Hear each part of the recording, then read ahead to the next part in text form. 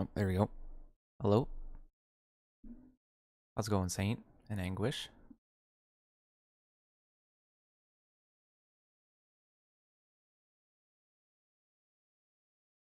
So far, haven't had any drops. I think the issues might be solved.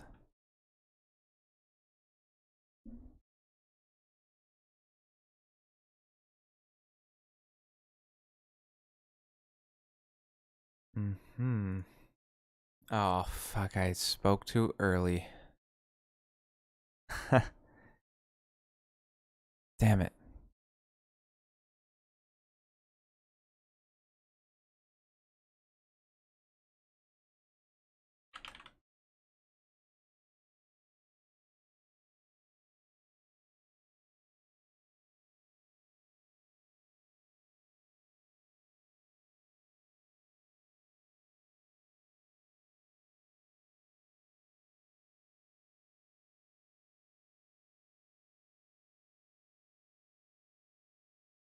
Alright. I didn't see actual frame drops, but I think... I'm not sure if it's fully solved yet. There might be a chat delay. Not intentionally. I'm just not sure what's going on with that. It was 100% intended to be a joke. But yes, the cookie drama continues. I guess it's 2 days ago, but yeah. I can see why it came off as insensitive, and I apologize for that. I also understand that the current price of the cookies Pros knows that your hair is unique to you. I've got curly hair. That's also fine. may be expensive for some, and Promise will continue to consider pricing to keep Mina as affordable as possible. This is what was said towards one rude chatter. I did not intend it to be a general statement towards my community. I don't think it was a joke. I don't think she meant it as a joke. Here's why I don't think it was a joke. It's because she said a lot of things before and after that that reinforced what she thought. And you can even see that. I watched this off stream. I watched Charlie's video about this a little bit, and Charlie actually posted some of what she said after that. What happened next? Because this is only 20 seconds. I thought there was a chance that right after it, she's like, no, just kidding. I'm pulling your leg, hardy har, just a joke. She doesn't do that. Like, if you're a broke boy, just say so. Anyways, moving on. How many different cams are we gonna have going on here? We almost had a quadra reaction going on. If you want to pay $8 for Twitter Blue for some pixels, that's okay. That's fine. You spend your money how you want. I'll spend mine how I want. And everyone else will spend theirs how they want. That's the beauty. That seems to be where the topic died, at least from... So there it is. So, like, why would you... It doesn't logically make sense that you would tell a joke and then justify it. Because if you knew it was a joke, you wouldn't justify the joke, right? You wouldn't need to, like, make it logically consistent. I don't know why she can't just say, like, yeah, I was being an asshole, and sorry, that's it. Now, my perspective on this is that, as I said, personally, I'm turning this down, I think it's a bit loud. I thought the initial reaction that people had to the cookies was a little bit overkill, right? I thought people dialed it up to 11 whenever it really shouldn't have been there. Yeah, okay, she announced some cookies that are overpriced, white labeled. Who gives a fuck, right? Now, I do think that people overreacted because it was Pokimane, for sure. But I've also read some stuff that after that, I actually, well, let me. There's actually two. I'm thinking of two things at the same time. Let me finish the first point. I actually didn't really have a problem with that, right? Because like she's putting food out there. I see him reconnecting to the chat okay, a lot. they're either gonna buy it or not buy it. It is what it is. Is it right? affecting you guys at all? The only thing I feel is problematic is this clip, right? Like this is problematic. Her making the cookies is, in a weird way, to me, less problematic, because like it's not directly condescending to your audience, right? It's not. So why did she try and use the 2-year excuse? Well, I don't know why. But that's all like a separate thing. And so it's the way she acts about it. Yeah, exactly. And so there's been a lot of people, and there's a lot of people like this. And this girl, TSM Autumn, says, health is an investment, unfortunately. Sure, you can buy $4 cookies with 50 grams of sugar. It's your body. But products that are GF with these ingredients are priced. What is GF? Gluten-free with these ingredients are priced like this. Her target audience isn't just gamer dudes because health isn't usually their priority. So this is a good, yeah, no, she means gluten-free. And I've seen this topic repeated multiple times, right? This conversation all around is so annoying.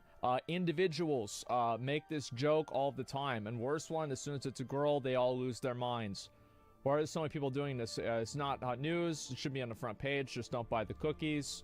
You have people like Neon, Jack Sneeko, average thousands of viewers, spread nothing but negativity. And this is a common statement that the reason why Pokimane is getting like hostile criticism. It's because it applies to everybody. She says, "Oh, it was a joke to one individual." Okay, fair enough. But the thing is, you have a huge audience, and that one individual's situation applies to a very large portion of your audience. So calling that one person a broke boy or whatever, you just applied that to basically a large chunk of people. For this is because that she's a female. This is an outrageous statement, and it's the stupidest thing that you could possibly say. And I actually find it to be very problematic that so many of these girls are getting behind this and saying it. Because what I think it does is it trivializes actual real harassment and sexism by conflating it with bad actors. You see, there are people that criticize Pokimane, and they are sexist and they are misogynist. But whenever you throw this out there and you say that her saying that, like, her fans that made her famous and rich are broke boys, like, if you think people shouldn't be, like, bothered by that's sexism, you're throwing the entire thing, you're completely mischaracterizing everything. And I think this is what the problem is that you have people like this that keep saying stuff like this, and it's like, if a guy did this, it would be the same thing. It's fucking insane that anybody thinks that this is happening to her because she's a girl.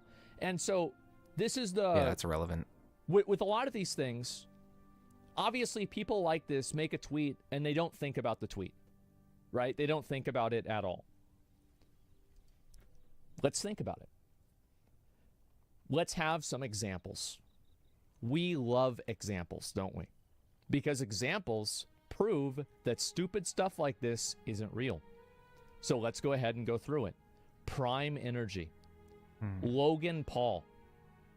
Think about how much shit Logan Paul gets for Prime Energy. People fucking hate him for that. Now, you could say it's because of other things that he did in the past, but that's what people say about Pokimane. People also hate XQC. Whenever XQC gets completely fucking slandered, as if he is mocking and sensationalizing and profiting off of the bombing of Palestinians by some random Twitter user, this complete misrepresentation of what happened in every single way, taken in a completely different perspective, used for a complete agenda. Everybody is shitting on him. XQC responds with a picture of him holding a briefcase full of money like he's on the phone with it. And guess what happens? Everybody fucking hates him for it. Well, he's not a girl. So why did that happen? Well, maybe because it's people don't like content creators flaunting their wealth or having any money whenever the people that are watching them don't. It's very simple. Here, let's get another one. How many years was Money's Tight a meme for soda poppin'? 5, 7 years? Just because he said that. Just because he said that whenever he was a popular streamer. Okay, so that's 3 now. Okay, let's go to 4. All right. Nick. Whenever Nick said that he had inherited a large amount of money whenever he was young, and this wasn't even saying anything negative about the content creators themselves or any other people, the viewers themselves. He just said he inherited a large amount of money. He got a hate thread with hundreds of comments of people that were furious that he had this opportunity that they didn't have. It was massively, people fucking lost it, yes. And obviously this is on a much smaller scale. The Nick instance was. So let's go on to the next one. Hassan. If you Google Hassan $3 million house, how many fucking things are you going to get pop up? You are going to get thousands of them. Thousands and thousands and thousands of them. Do you know why? It's because people don't like the fact that Hassan has a bunch of money and they think that it's not incongruent with his views. That's what they think. Now, I personally disagree with this. I think Hassan should be able to get whatever the fuck he wants. Existing in a system doesn't mean you have to follow all of your ideals. You should never expect an individual to follow an ideal whenever it's not beneficial to them. This is, again, I'll talk about this another time. I don't want to get into it. But personally, I don't think this is a problem. However, I acknowledge that there are a lot of people out there who completely disagree with me. They totally disagree with me. And that's my point. My point is that, again, this is a male content creator that is getting shit on for flaunting their wealth. And again, let's go ahead and look at, for example, Aiden Ross. Now, before Aiden Ross went on his 4chan arc, people shit on Aiden Ross constantly for having money, for being in that mansion in LA, and he was getting shit on all of the time just because he had money. So to say that this is something that happens because she's a girl is so completely disingenuous, and it's so totally unfair, and it's also just not true. That's the other thing, is that it's not true. Don't know, it's bad faith. It is. And what it does is it takes the problem of sexism, that we do have a problem with sexism in video games. We do have a problem with sexism online. This is a big problem, and a lot of guys treat girls. Do you seek a life of adventure, to be brave and bold? Perhaps you seek girls badly because of it. But what I think is even worse than the guys that are doing it is the girls that are running defense for bad actors. And they're using this thing that should be reserved for actual bad actors, actual people with malicious intent, and they're using it as a defense for somebody who did something wrong. And what happens whenever this happens, what the result of this is that people take sexism online less seriously. Because any reasonable person can look at what's being said here and say, wow, that's really a shitty thing to say. That's awful. I'm not seeing the like, frame drops that I saw yesterday, but I'm still seeing the chat reconnecting. That so many of these girls I hope are I'm going not and rushing missing to her anything you defense guys to are justify saying. this. And I think that the more of them that do it, the more people they're going to alienate. And the more people are going to take sexism online less seriously, because it's just being used as a defense. It's not being, this isn't sexist. It's got nothing to do with being sexist. And that's why I just gave 5 different examples of how it's not. They're just making it up. Why'd you like all the tweets? So I could look at them on my stream. That's why. It's common sense. Yeah, exactly. I'm a check. I thought the criticism of the cookies was over the top, but the poor remarks and all that are really not cool. Exactly. I feel the exact same way. I think that people go way too hard on Pokimane. You're absolutely right. But at a certain point, it's really not that big of a deal. Like, I don't think it's like this horrible, terrible thing or anything like that. She's not like hurting people. This isn't a big deal, but it is bad. Like, and like just saying that it's bad, you shouldn't say this. This is outrageous. And like Nicholas said this, and I completely agree with him. Pokimane's claims she's getting an unreasonable level of hate because she's a woman. I don't know that she said that. I did not see a clip of her saying that. in this circumstance. Maybe she said that it's in the past. automatically putting the but cat to anyway, the backpack I would in argue here. Pokey would suffer a mental breakdown within 1 week of someone creating a comparable Reddit post to the Boogie 2988 essay found on. I wonder if that's Pokey. because Exactly. I fall in the river. And the truth is that so it automatically it's goes not into the bag. just Boogie. Think about all of the other lolcow content creators. Almost all of those lolcow content creators are all men. Like Wings of Redemption, DSP, fucking Boogie, Low Tier God, Pyrax or whatever. Dragon Lord. Yep, there's let's another do the one. Brimhaven tickets instead. What's a lolcow? Christian, yeah. Christian at least used to be a guy. Oh, can I have a cat down there either? That is now. I don't Oh, know. actually, I think it might stop the cat. But for a very long time, too.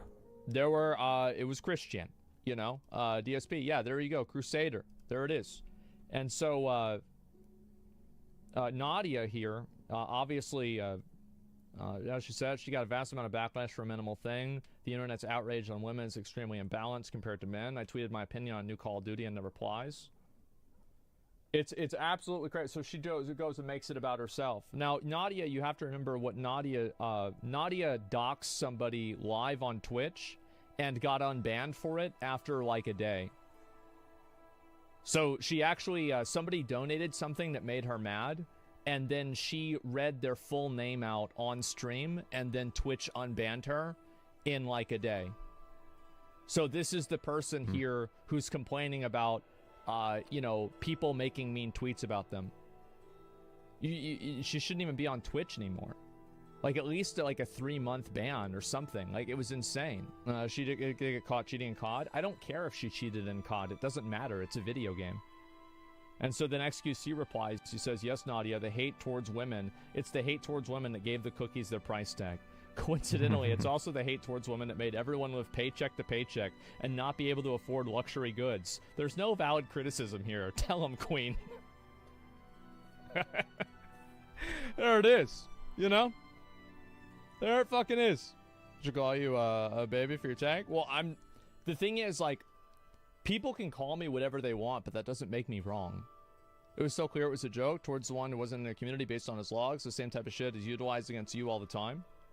Yeah, but like, I don't go, see, like, if I'm making a joke about a person, I don't go after that joke and justify why the joke is real. Like, that's not what you do whenever you make a joke. That doesn't make sense. Like, it just doesn't. And I'm fine. Like, if she had just said that and been like, yeah, it's whatever, I'm just fucking with you, right? I don't care. Like, it's not a big deal. But it didn't sound like a joke at all. I don't think anybody thought it was a joke. Being a female sympathizer as your entire logic of an argument doesn't make you right either. Yeah, I don't think it's about being a girl or a guy, and that's the point that I'm making. People just hate content creators who act like they're above their audience because they make a lot of money. Yeah. Because the reason why they're making a lot of money is because of their audience. You don't shit where you eat. Is it that complicated? I don't think so. Like it's nuts. Like, how much hate? Like, there's tons of male content creators get tons of hate. Absolutely. And I hope everybody can see that there are people that go into this with an agenda, and I think all of these girls have an agenda. I do. I don't think that any of them are looking at this logically. They're not evaluating it based off of what was said and what the reactions are. They are just simply saying, this is the way that I feel about it, and I disagree with what people are saying. None of them, there's no basis and no logic in anything that they're saying. And it's obvious, because that's why all of them are getting, like, massively ratioed in their comments, because everybody knows this. It doesn't matter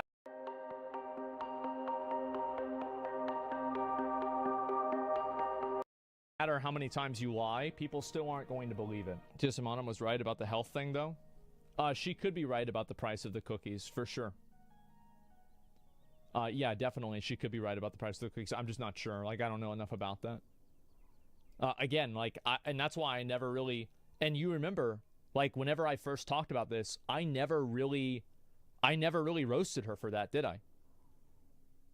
Did I ever really go in on her for the cost of the cookies? No, I didn't. And people were mad at me for not doing that. because it doesn't matter to me. Like, it's just, it doesn't really make a difference. So if you go back and you look at what I've said, I think I've been the only person who's actually tried to look at this fairly. You should have? No, I didn't think it's a big deal. Just don't buy him. It's not a big deal. You were defending her. Yeah, people are furious at me. They said, oh, you're defending her. And now people are going to be mad at me because I'm not defending her. Would you go into a store and buy $7 cookies? If they were really good, probably. I don't know, maybe. I have a lot of disposable income, and so like I can do that without really thinking about it. So like you shouldn't really use me as a barometer. But the truth is, I don't really spend a lot of money anyway, so maybe you should. I don't know.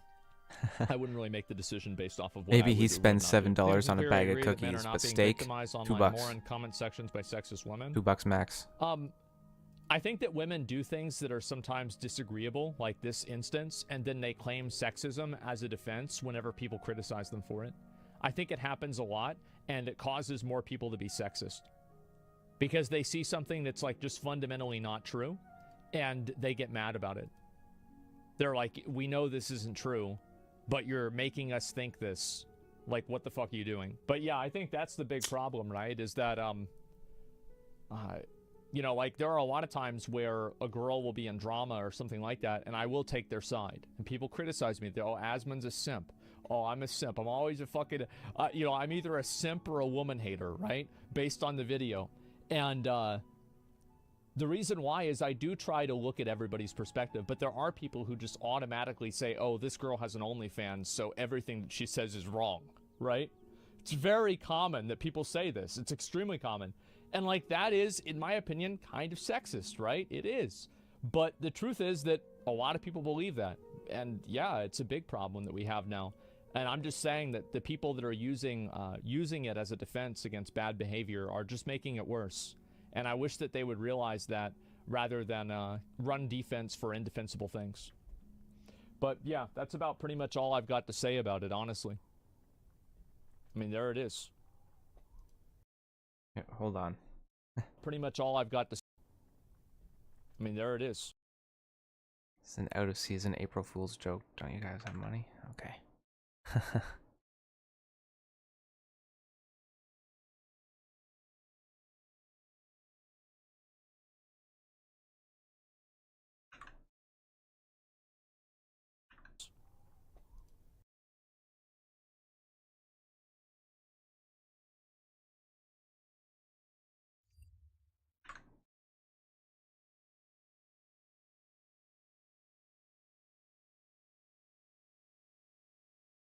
Jim Carrey like.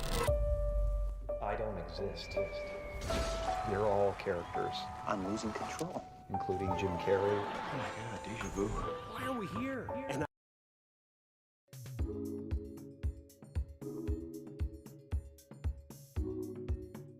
And I ultimately found, what is this? That even the me I created wasn't real.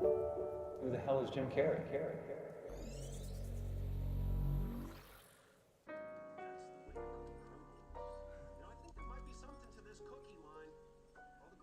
You have such an incredible talent for physical comedy.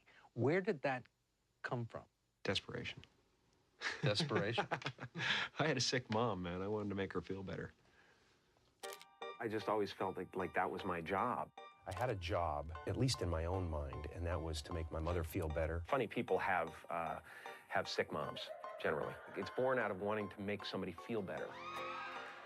A lot of the stuff I do is just, to me, it's about letting an audience off the hook with life. Just trying to make people laugh until they cry in my living room. Come on in for 2 hours and don't care about anything. It's really, truly the best job in the world to make people feel good. When I was a kid, I spent half my time in the living room performing for people. I spent the other half the time in my bedroom by myself, writing poetry and sketching. I was an odd kid because you couldn't punish me.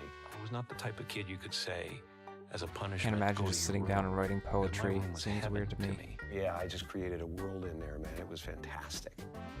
And I would sit. I was a little kid, and I would try to figure out what it meant. I had legal pads of this is what the meaning of the universe is. Why are we here? What is this? can appreciate the art in it. When I was a little kid, I would stare into the mirror for hours. Not something I would do. All the other kids are out playing and doing whatever. Got my promises. More of a musical. I'm trying to, get Johnny Mathis. It's trying to get his voice down, so that I could have something to bring to the party. I mean, I was a very self-centered kid. Because I've done that stuff since I was a little kid. I mean, staring in the mirror and being the greatest. Wait, I tagged this, right? It was so much fun to me to sit in my room and make faces and talk to myself in different voices and things. For me, it was all about when are we going to have company again, and will I have the show ready to go?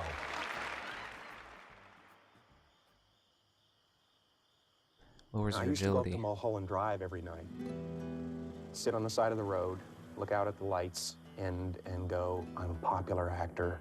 Every director wants to work with me. I had nothing at that time, so it was like, but it just made me feel better. And I used to open my arms and imagine things, things that I wanted to come in my way and stuff. I used to sit up there, open my arms and imagine a giant funnel of gifts would come right in from the universe. I would drive home and think, well, I do have these things. They're out there. I just don't have a hold of them yet, but they're out there. And I actually wrote myself a check, and this is for real. This is not a joke. I wrote a check out to myself for $10 million for acting services rendered. For $10 million per picture. This is by Thanksgiving 1995. Wow, look at that. This is the actual. Don't wreck it. No, I don't want it. This is silly. I guess, what I own, when you think about it, is my faith. That's what I own. Faith in the universe, faith in myself. Yeah. I didn't know that Ace Ventura was going to be my shot. My guest this evening is currently in the belly of the famed beast. I remember sitting in a theater in Westwood during the premiere. With his hit movie Ace Ventura, Pet Detective. Excuse me, gentlemen. Pet Detective. I'm so out there in this movie, but that's what people expect from me. So I'm out of the gate, I'm giving them exactly what they expect. And when the lights went off and the people applauded, and it was an energy that you didn't normally see at a premiere. It was real. Oh, it was real. It was real, and I felt it, and I got a chill, and I said to myself, new life. Yeah. A new phase.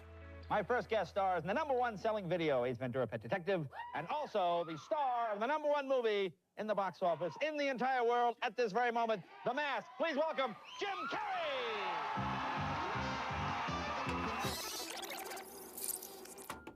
Was there ever a moment where you first sort of realized, I want to be a performer?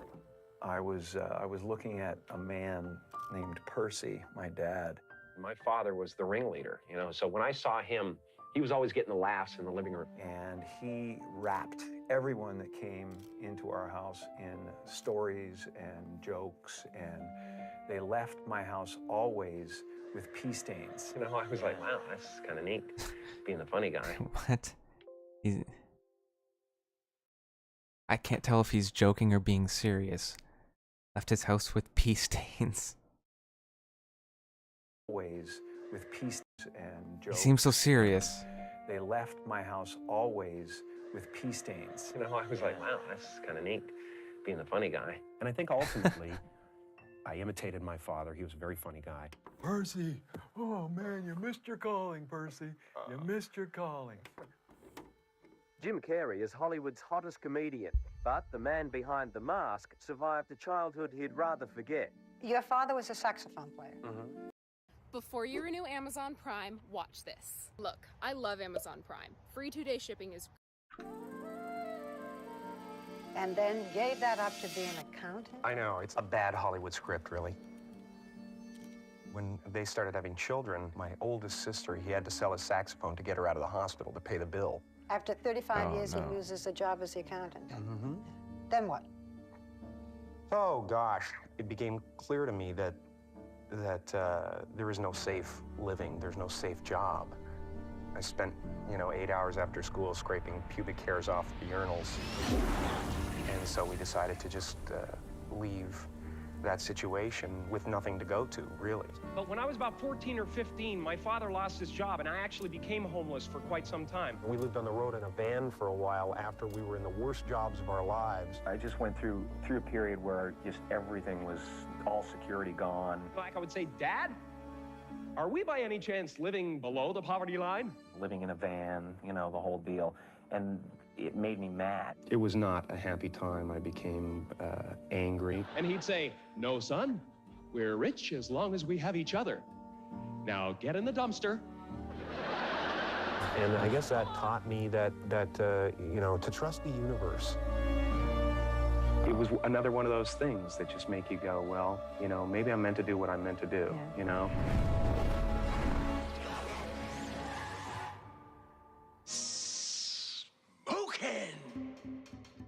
The star of the #1 movie in the box office in the entire world at this very moment, The Mask. Please welcome Jim Carrey!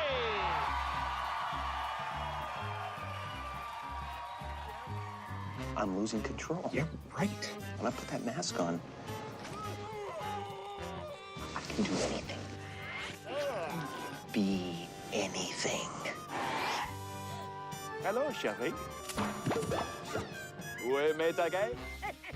Whatever that mask is, you don't need it. You, Stanley Ipkiss, are already all you'll ever need to be.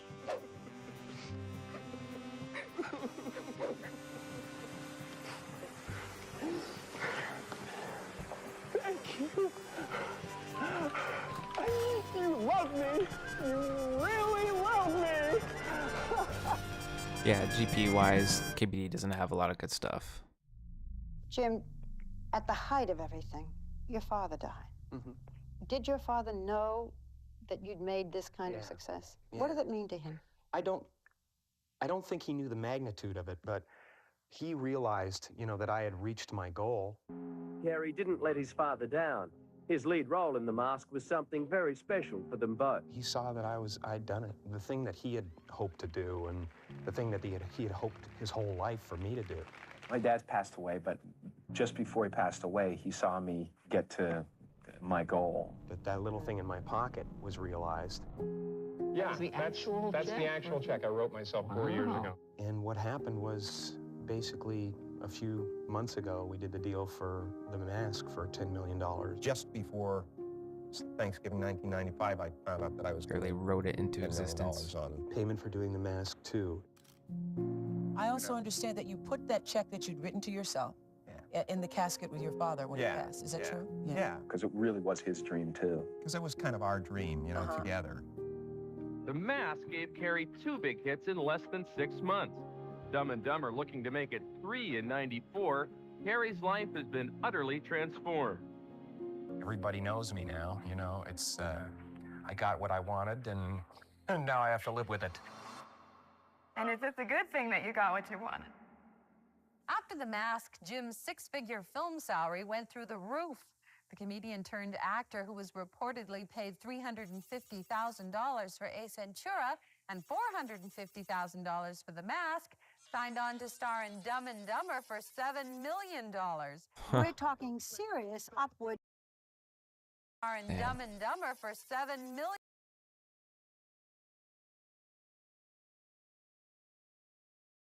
That's quite the jump. How does that just happen?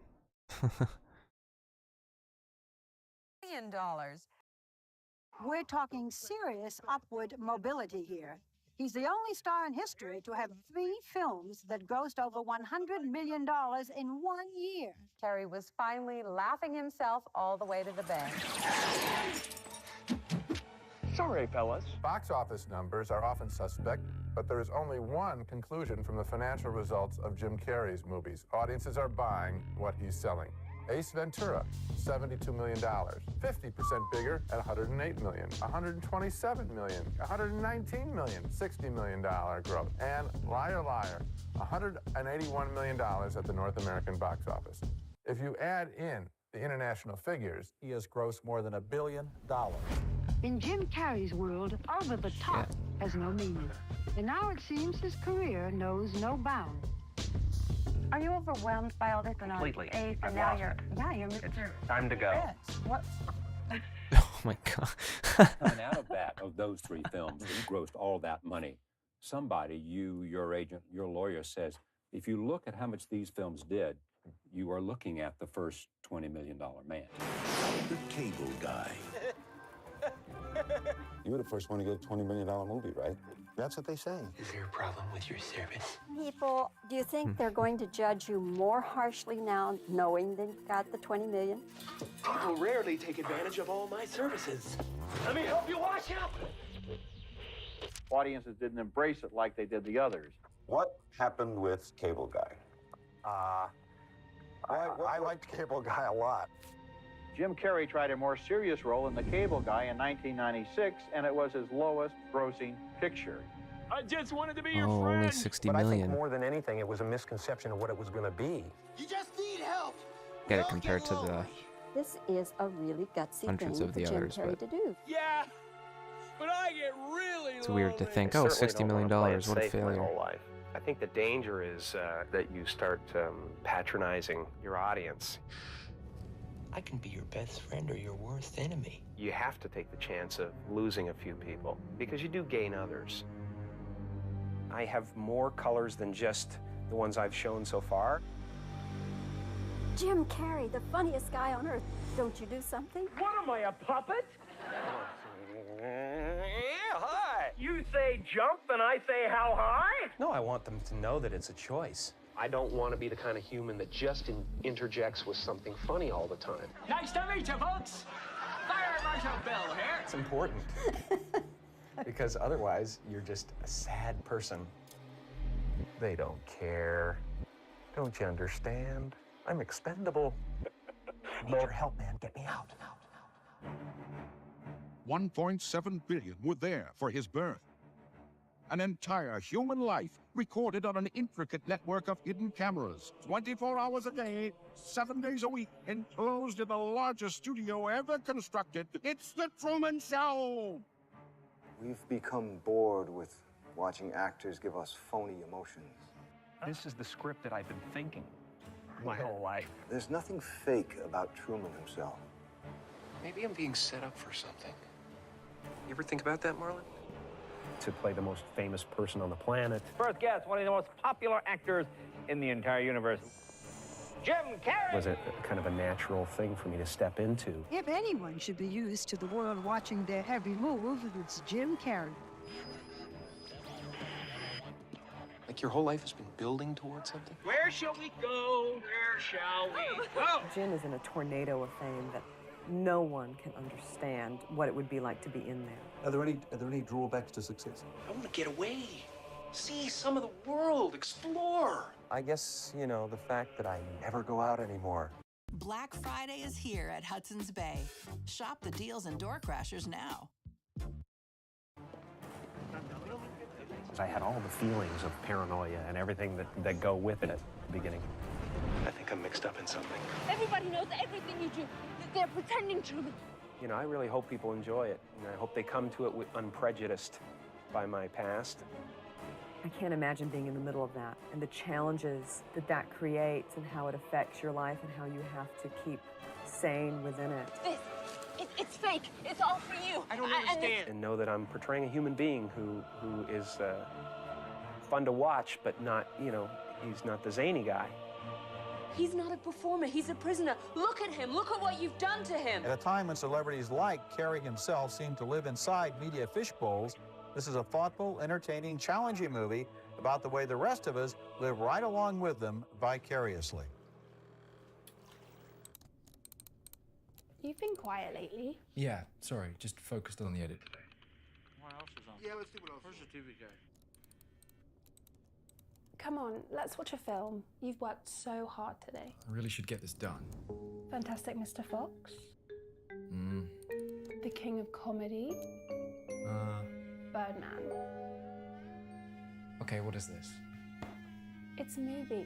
It's a curated streaming service dedicated to elevating great cinema from around the globe. Don't be boring. You can't just sit there all day. Look, Rotting in the Sun, an absurd meta I was confused for a second, like I can't skip between this. filmmaking and our self-obsessed culture. All of these films are hand-selected by Mubi's curators. In fact, Mubi is for lovers of cinema. And for those who don't know, they love great cinema yet.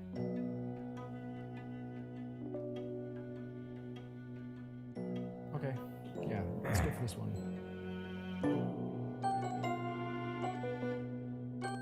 And now here you are in the Truman Show. So different from anything anybody's ever done. I think people have this perception of you as just being the, you know, funny, crazy. Was it a difficult thing to get people to see you in serious roles? Sylvia! Hey! The Truman Show was another moment where, you know, I had to kind of deal with, well, you're not allowed to do that. Right away, people go, funny, funny, funny. I think they know me. Yeah. Yeah, exactly. You get tired of it, though. I mean, if you go to a party, does everyone expect you to be the most outrageous person in the room? That's the game! I don't know why they're saying it's so different for Jim Carrey. This would be different for anybody. Are you going to do more serious things? Sure. Well, people have preconceived notions, but you know, I think it's whether you can do the job or not. It really comes down to that. If you had a day where nobody would recognize you. You know, you talk about like Jim Carrey the man, Jim Carrey the performer. I dropped the whole trying to be something for somebody a long time ago. Are you more comfortable as one or the other, or is that like, are they even mutually exclusive? I've examined myself on several occasions. I was a little kid. Why am I really doing this? Am I doing this because I want to be famous? What it was all about. Why are we here? What is this? You said to me once, I don't like to sit down for long interviews. Why? I don't have any trouble being myself, and I don't have any trouble saying no when I mean no. Well, you might find out who I really am, and then it'll all be over. What's the real Jim Carrey like? I don't exist. They're all characters, including Jim Carrey. I'm losing control. You don't know the real me. And at a certain point, I realized it's so easy to lose Jim Carrey. Who the hell is Jim Carrey? There isn't a real you. Oh, yeah. I forgot. Jim Carrey was a less intentional character, because I thought I was just building something that people would like. But it was a character. The obvious question here is, now I have to put on a serious tone now. So where are you in the middle of this? Why am I so blessed? Why is my life so miraculous? I've had just endless gifts, and they've all been things that I have at some point sat and made myself believe were possible. Row your boat gently down the stream. What is that power that allows me to do such magical things? Life has been a dream, you know. Row the boat gently down the stream. Merrily, merrily, merrily, merrily, ... Life is but a dream, and that's really the truth of it. It is a dream, you know. Absolutely. So many of us choose our path out of fear disguised as practicality. It's as if some unseen force is working in my life, protecting me, guiding me, dancing right along with me. What we really want seems impossibly out of reach and ridiculous to expect, so we never dare to ask the universe for it. I guess there's no way to prove it. It's just a feeling I have, that I'm not alone. I'm the proof that you can ask the universe for it. What about your search for happiness? I know you're constantly looking for that one thing that's going to make you happy. I have no depression in my life whatsoever. I'm constantly examining myself. I probably do it too much. I've always overthought everything. I have sadness and joy and elation and satisfaction and gratitude beyond belief. It was like this kind of overlook feeling that astronauts get. Take us up, Ellen! I want to go to space with you! You know, when they go out into outer space. But all of it is weather. And it just spins around the planet. Oh my God, deja vu. Deja vu. And you suddenly go like, well, if I'm so easily pushed aside, then who the hell am I in the first place? And I ultimately found that even the me I created wasn't real. I'm into expanded consciousness. Like right now, even sitting here, I am the audience. This is the story of the award-winning, chef-approved Always Pan that sold out over 30 times. We partnered with the best experts in sustainability and design. And after 3 years, 43... Everybody wears a mask. Japanese The cookie crumbles. All wear masks, metaphorically speaking. We're in the middle of some kind of amazing cosmic convergence. Get it out here. It's all falling apart. Then who am I? I'm everywhere, man. I'm all around you, man. Two vastly different worlds, miraculously crossing paths. We're the star. It's a necessity for me to change.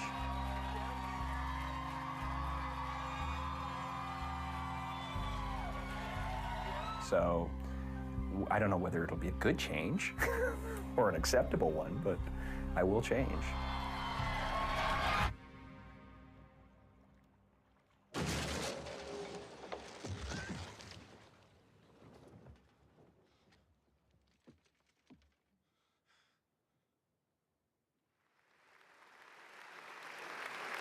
Your job is not to figure out how it's going to happen for you. I was wondering, do you have a bucket list? Pretty much just to burst into a ball of light.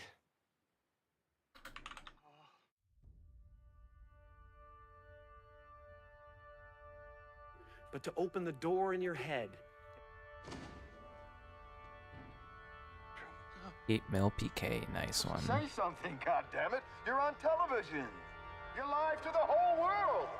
And when the door opens in real life, in case I don't see you, good afternoon, good evening, and good night. Just walk through it.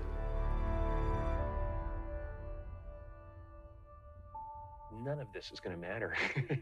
In 100 years, they'll never remember, whatever. It won't matter. So just have fun. Let's have a blast. Hi, thanks for there choosing it to is. watch this video. We've worked really hard on it. I'm just dropping in to say that we're taking a bit of a break, but we'll be back in November. But in the meantime, we've just launched a Dodford Discord, a Dodcord, if you will, that's perfect for anyone who's interested in the channel, wants to learn a bit more about how we make these videos, or just a place for us all to connect and talk about like-minded things and nerd out a bit. It's fun. The link's in the description. Join in if you're interested. But we'll be back in November with a bang. Speaking of... Okay, thank you, Dodford. Hey, Dizzy, how are you? What's this? Elon talking about video games? What do you get from video games? What do you get from video games in general? Is there for you personally? I mean, it's I don't know if it calms my mind. I mean, you Yeah. sort of killing the demons in a video game calms the demons in my mind. See, that's exactly the way I say, but everybody says I'm stupid for thinking like that. See, he does the same fucking thing. Okay. If Yeah, you play you're a just video like game, Elon Asman. you can get into like a state of flow. Yeah, which exactly. Is very enjoyable. But admittedly, it needs to be not too easy, not too hard. We're kind of in the Goldilocks zone. Yeah, true. And I guess you generally want to feel like you're progressing in the game. So. Not retail. A good video, and there's also beautiful art, engaging storylines. Yeah. And it's like an amazing puzzle to solve, I think, and so it's like solving the puzzle. Elden Ring, the greatest game of all time. I still haven't played it, but to you, Elden Ring is definitely a candidate for best game ever. Top 5. What do you mean you haven't played Elden Ring? It's been out for almost 2 years. How has he not played Elden Ring? What is he doing? Working? Fucking stop. This is important. For sure. I think I've been scared how hard it is. Oh, how hard I hear it is. So Look, I hope this guy understands. Lex understands that it's not that hard. All right? Like, you just show him some clips of people killing a boss in one hit with, like, all those different buffs, and that's it. He's scared. Yeah, well, it's because people always play up the difficulty. Like, I remember whenever people said Dark Souls was going to be super hard, and then I played the game, and I was like, what? What? And that was it. I remember that if Lucy Pyre can beat it, anyone can. To be fair, she spent like 3 months beating Elden Ring. That was sad. Bro, I'm gonna be real, like, that shit was fucking sad. Dark Souls 2, I beat Dark Souls 2, though. I did, and no, I had a bad time on it at the beginning, but once I understood the game, yeah, no, I'm not a fast learner. Like, I'm very, stubborn. I'm extremely stubborn. I hate to learn new things. I hate to try new things. I like to just go with my method and go all the way in with that. And that's it. I'm a unga bunga, right? But, like, y'all got to keep in mind that, like, by the time I got to that end of the end of that fucking game, like, I beat the fuck out of that game. But it's beautiful. Elden Ring feels like it's designed by an alien. The Japanese. I mean, come on, don't There's a call theme them to that. this discussion. In what way? It's so unusual. It's incredibly creative, and the art is stunning. I recommend playing it on a big resolution, high dynamic range TV. Even doesn't need to. Well, this is the other thing is that there's like a certain level of like mystical storytelling that From Software does that a lot of other games try to emulate, but they fail at they fail spectacularly at. The only game that I think is able to kind of have the same type of mystical storytelling that Dark Souls and Elden Ring has is Blasphemous. Yeah, somebody said it in chat. 100%. Blasphemous, like, nails the mystical storytelling, and I think obviously that's because it's carried by, like, a lot of, like, Catholic and Christian mythology. So, like, there's a lot of, like, tie-ins to that, and it kind of seems familiar, but still very surprising and new. But, like, Elden Ring, I think, is on a complete other level. Liza P is good, but it doesn't nail it. It doesn't. It's good, though. It's a great game. I think Liza P is, it's also not even told that way. It's told like Sekiro. Monitor. Just, the art is incredible. It's so beautiful. Yeah, it is. And it's so unusual. Like Godwin and at the each end. of those top Yeah, boss at the bottom of battles the castle. is unique. Like, it's like a unique puzzle to solve. Yeah. Each one's different. And the strategy you use to solve one battle is different from another battle. No, it's not. What, does he never know about jump attacks? You tell me he never tried doing attack whenever he in the air? What's he doing? What do you mean a different attack? What the fuck's he talking about? Hey, Saint. That said, you said Druid and Eternal against Uber Lilith is the my hardest chat's messing boss up, battle isn't it? you've ever. Correct. That is currently and I've played a lot of video games because it's my primary recreational activity. And yes, beating hatred in the Eternal Realm is the hardest boss battle in life and in the video game. It's hard. I mean, I'm gonna be real. Like, that shit was hard whenever it came out, but it was like, in my opinion, I think it was the wrong kind of hard. Like, I never liked Uber Lilith the way it was designed, but like, I'm so glad that like, I think that Elon is right whenever he's talking about like how the Elden Ring feels like it was designed by an alien. Because like, I remember like listening to what Miyazaki said about like kind of how he designs like the lore and everything in the games. And he said he designs it in a way that's reminiscent of the way that he perceived English words in the English language as a kid first reading it. So it has like that mystical, uncertain nature to it. So yeah, I mean, it's actually crazy to me that no other developer, like Liza P was really good in like a couple of ways, and I think it was the closest shot anybody's taken to being able to capture this genre besides From Software. But it is just astonishing how much better From Software is than anything else. It's like, whenever you think about that, Almost like, done isn't Chrome's that at Easy fucking Diaries. nuts? And the fact that not only are they better, but they've been nailing it every single fucking year, or every other year, usually with like releases, for 10 years. It's like people are still trying to catch up to what they were able to do in 2012. It's nuts, man. Even Armored Core. Yeah, Armored Core was just fucking insane. Yeah, George R. R. Martin helped a lot with Elden Ring. Well, he didn't help with like the way the game's programmed, right? He helped with the storyline. Like, there's a lot of incest in Elden Ring, so yeah, I mean, we know he's part of it. But yeah, man, I think about this game all the time, man. Like, I could replay this game like every 6 months, and I never get tired of it. Bleak Faith though, Bleak Faith was great. Like, it was great in a lot of ways. Like, I'll tell you one thing. Like, if the guys that made Bleak Faith wanted to make another game, I would probably invest in it, because I think that they got a number of things right that nobody else has ever gotten right except for From Software. I do. I think that, like, I think there's a lot of potential there. Whereas you look at other games, and there is zero potential in those other games. I'm gonna be real. Like, it's like, you did this? Wow. Okay. Keep it up, buddy. That's it. Yeah, talking in Super Ladder. Yeah. I mean, I Lords of the Fallen. Well, Lords of the Fallen was Why not explore this I island? stopped playing it because it just, like, at the end of the day, like, the game just wasn't really fun to play, and I just felt like it didn't play well. Wants me to go to a specific Like, to me, spot. that's the only thing that I cared about. And, like, also, it's just like the mechanics were fucking annoying. Mob placement was fucking annoying.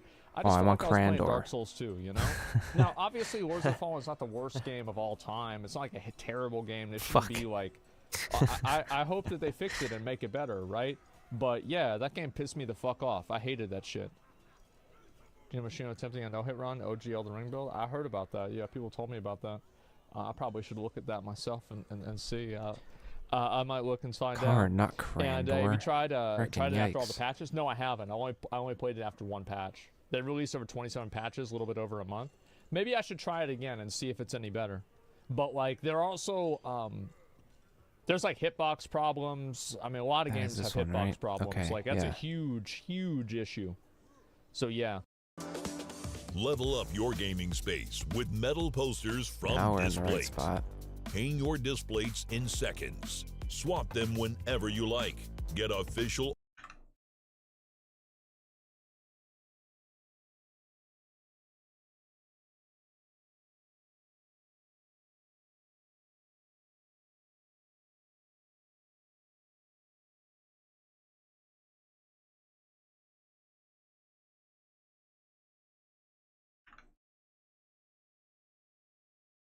Sorry, the kitty left and I didn't fix the camera.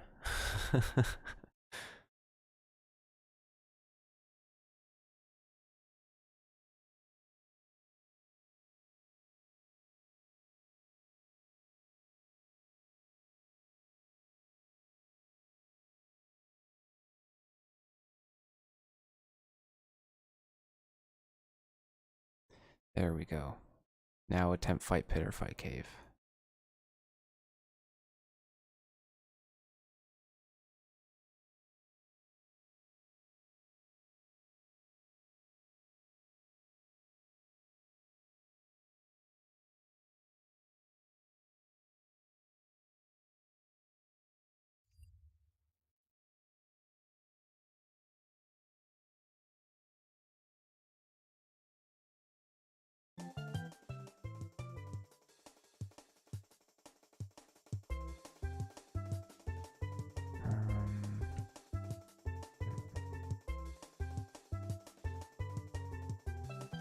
Will I be able to do medium? Oh, I'm mostly done it. Oh, 100% in Taiwan. Okay, cook spider on a stick.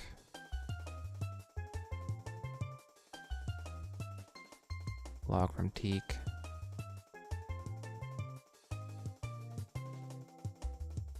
Okay, this isn't bad. I think I can get medium done too before I cash in these tickets.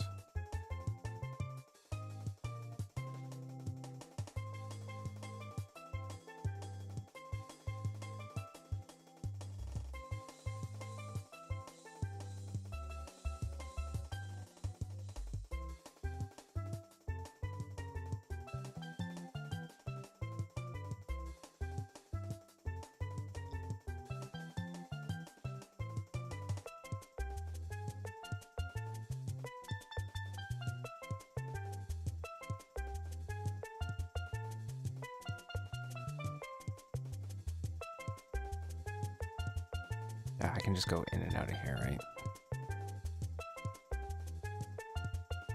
Yep. Boom, done.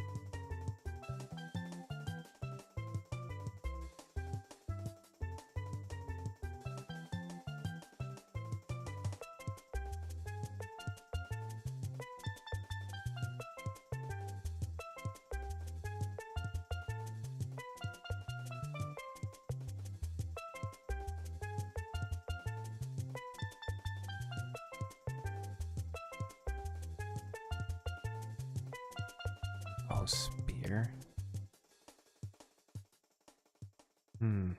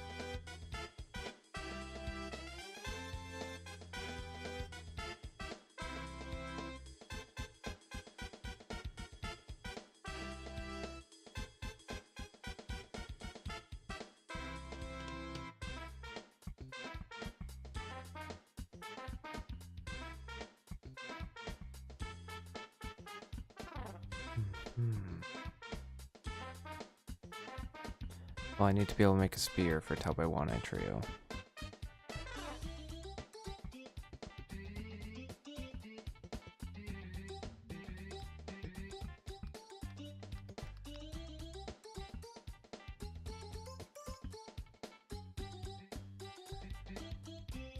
Actually... No, I can go buy one.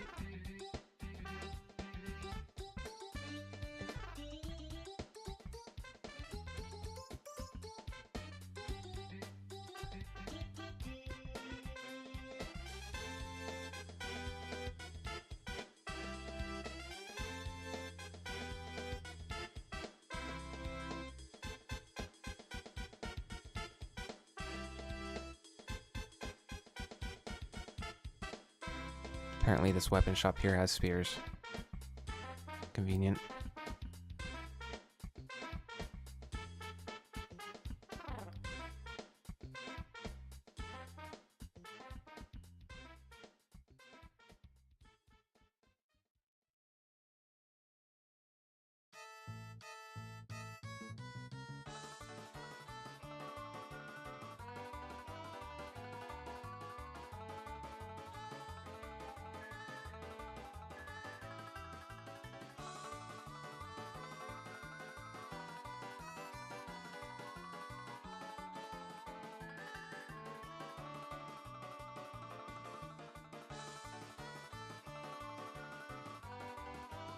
Toad legs. Okay.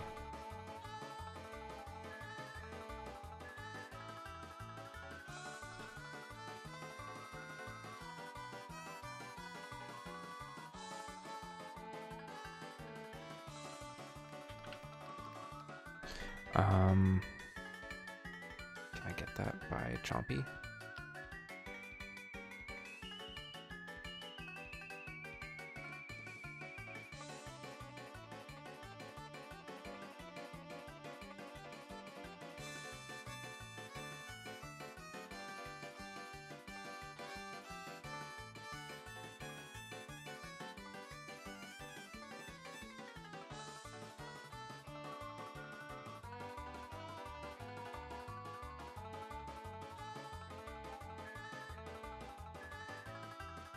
Gnome child, gnome woman, gnome. Oh, I'm not 75 thieving yet though.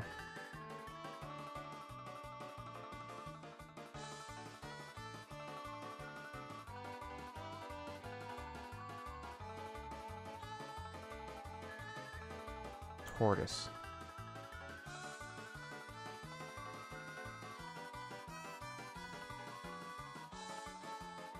That's our next option.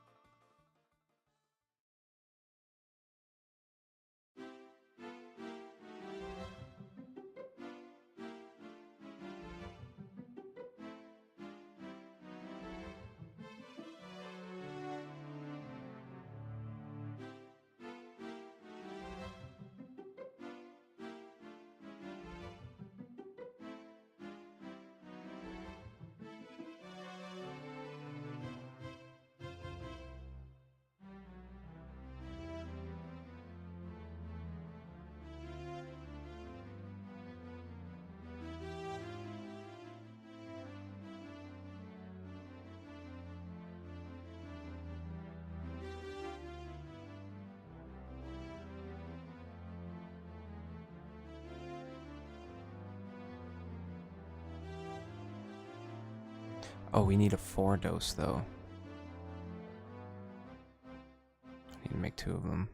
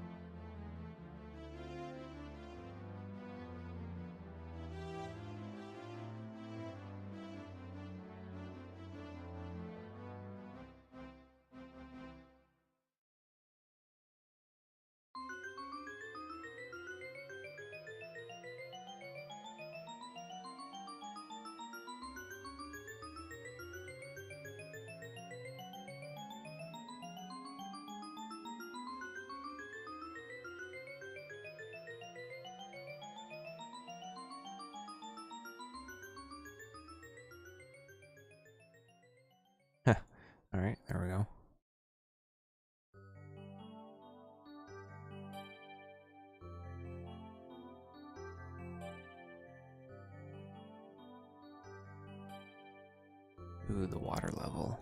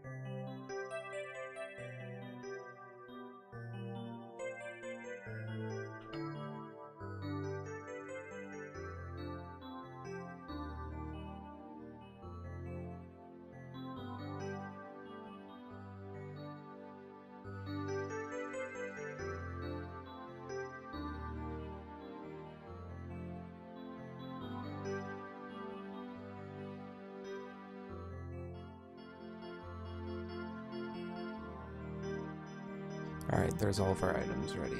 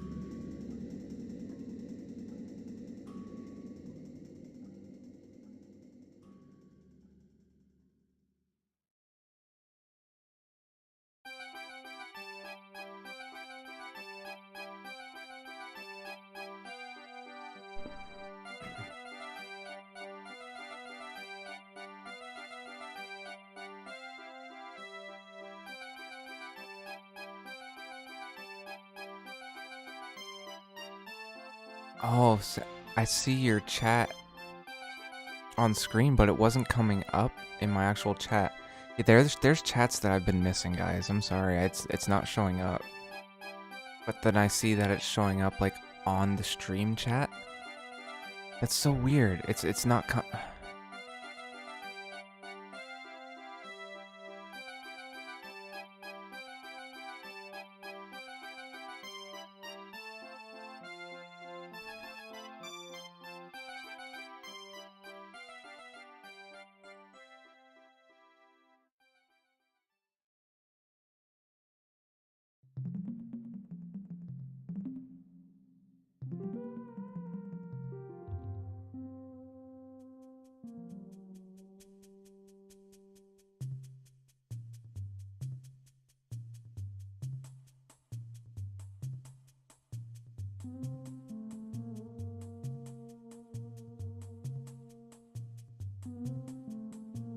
I wonder how and why. Like, how is it showing up on the stream chat, but my actual chat that I'm looking at, it's not there.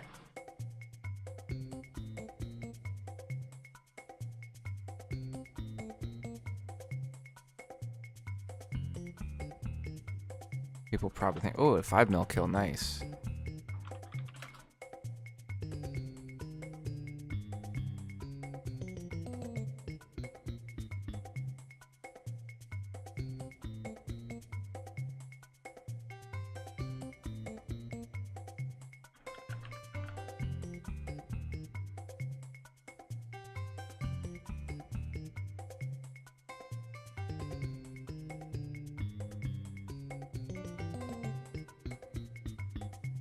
Yeah, I'll have to get this fixed for tomorrow because it's unacceptable. I need to be able to talk to you guys. That's the whole...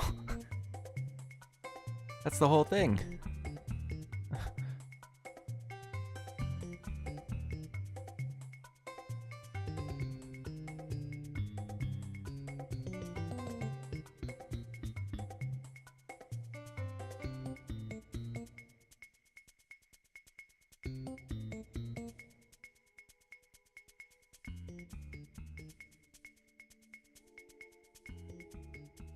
I don't understand how everything can be working so smoothly with no interruptions, but I keep reconnecting the chat, and a lot of the chats are just like not showing up.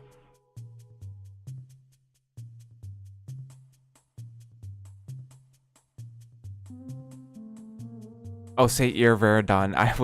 I was wondering what your Twitch username was, because it was hard to keep track of the double names. Cool, cool. Yeah, I'll just have to try to read your chat in this small, tiny little window that shows what I am doing on stream, because for some reason the chats aren't showing up anywhere else.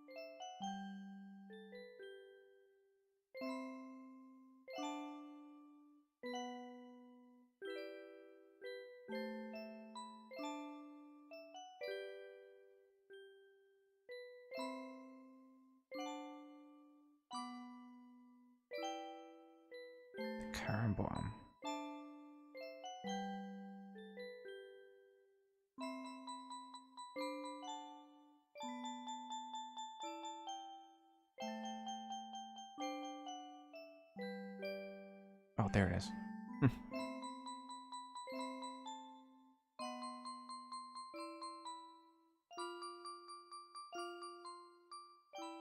Don't eat that.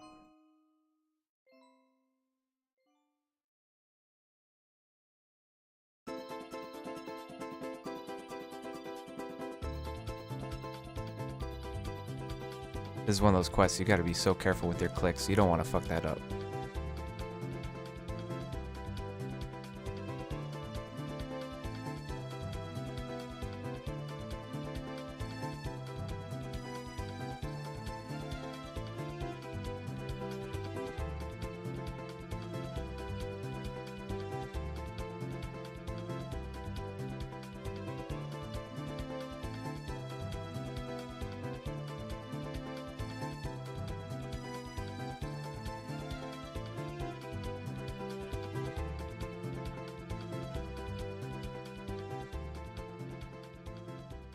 Oh.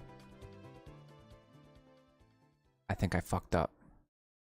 I think shit. I jumped too fast and I didn't use the agility potion on him. It's too agile for me. Yeah. Yeah. Sorry, buddy. You need a boost. Notice you commented to try drinking this potion. There you go. Use poison spear. Try using that. Now let's go on a hunt.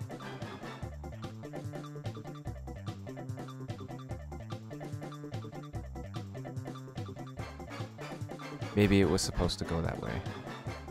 I don't know. It's been too long since I've done this one.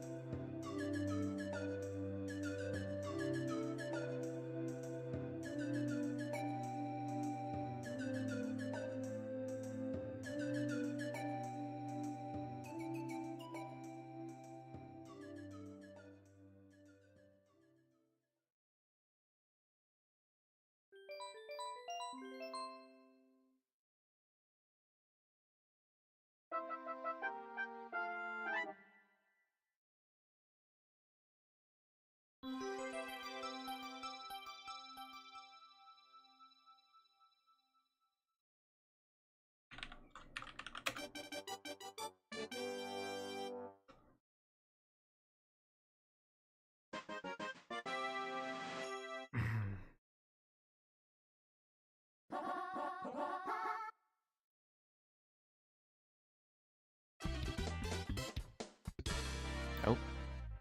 Into the river. Oh, that's a lot of damage.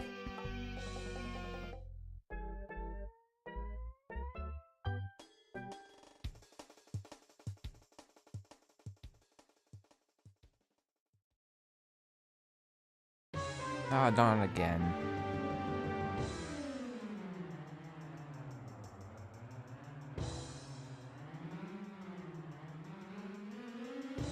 Damage.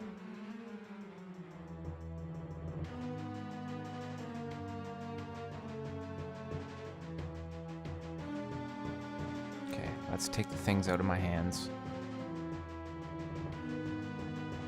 Clear your hands. Take off sprint. Now watch the magic. Success.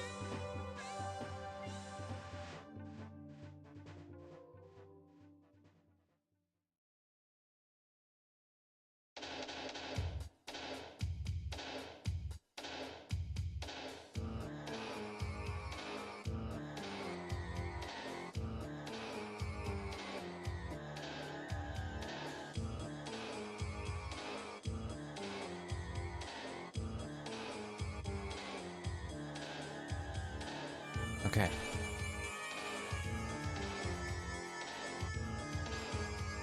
So now that we've done that, Karamja or Karamya, however it's pronounced.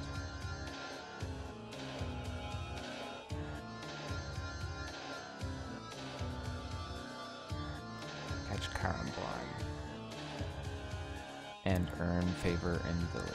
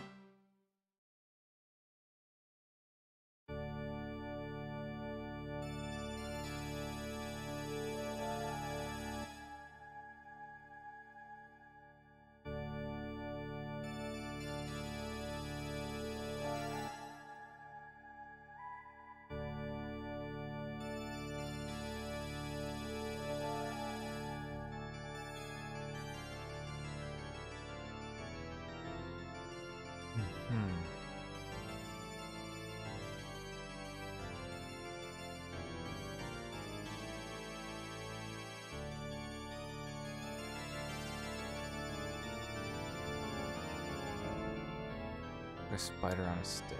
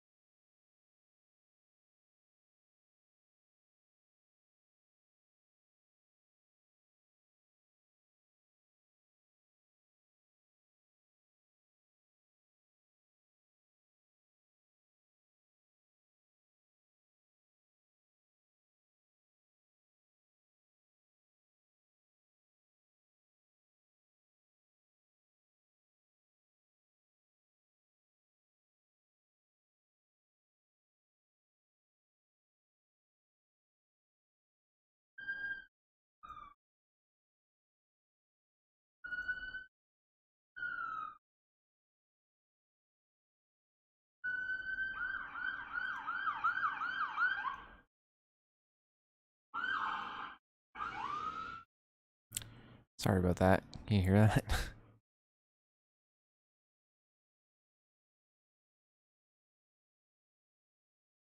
That was pretty loud.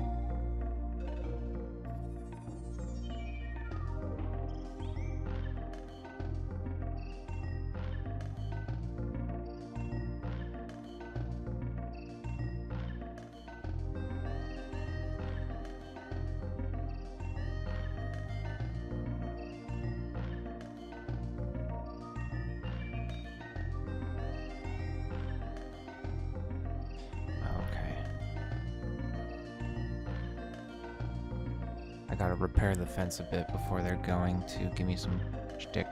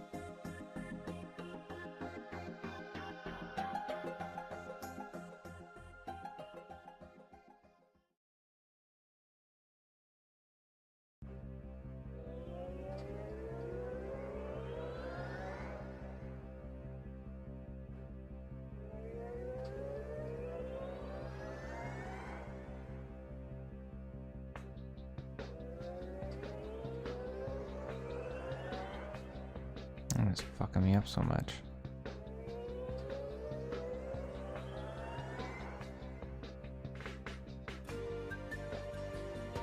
Poison freaking killer.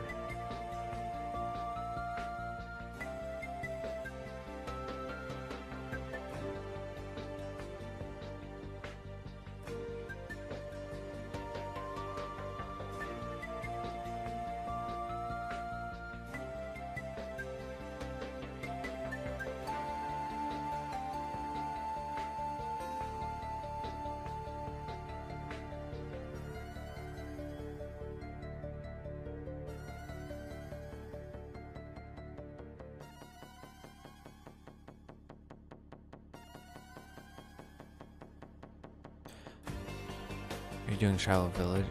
No, I was doing Tobai Wano Trio. Or whatever that combination of words is. Then I was just doing a little bit of cleanup to get favor and then sticks, because it costs 100 sticks to get into this area. You got the KBD pet on 14 KC, like in main game, or Trailblazer?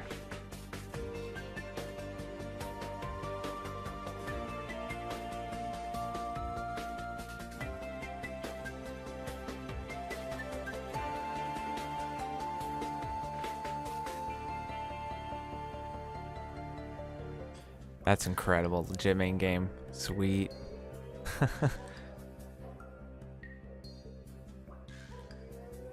Congrats, congrats. That's some good RNG. That's definitely a boss you don't want to be at for very long, because the GP is shit. Just get that pet, get out of there.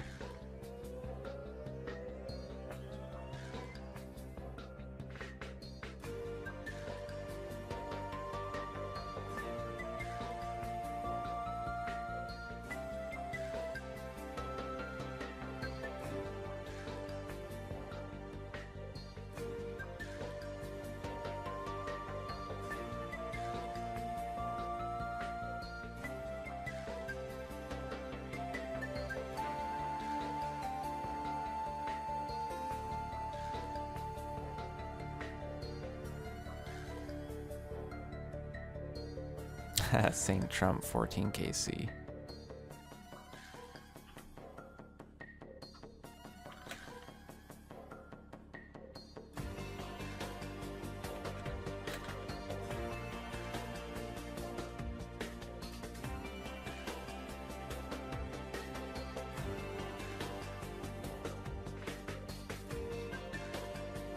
Yeah, that's sweet.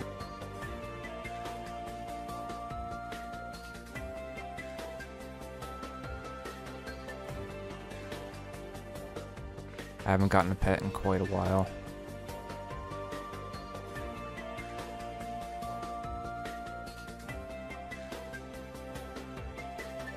Man, I should have brought some anti-poison. This shit is fucked. You know what?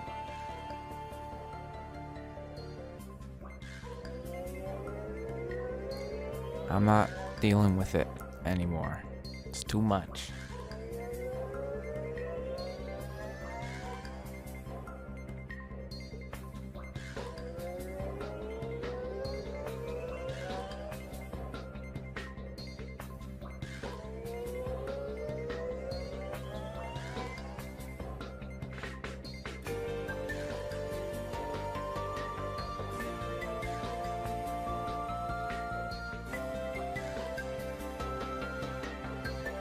It's your very first? Wow.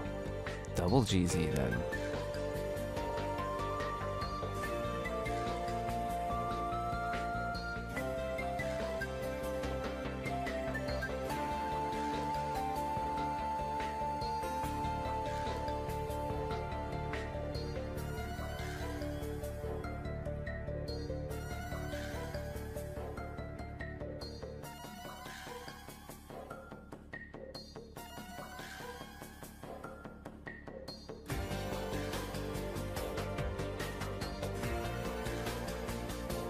Yeah, that's exciting. That's a good one to have too. I don't even have that one in main game.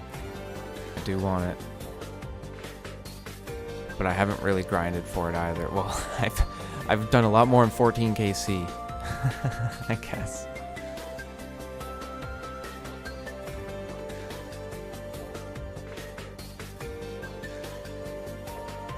fact, what kill count do I have?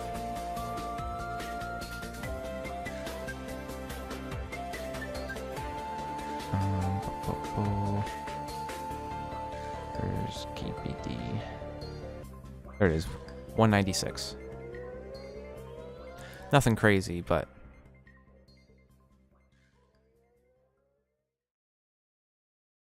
1,300 and he didn't have it? Damn. Yeah, what's the drop rate? Like 3K? Something like that.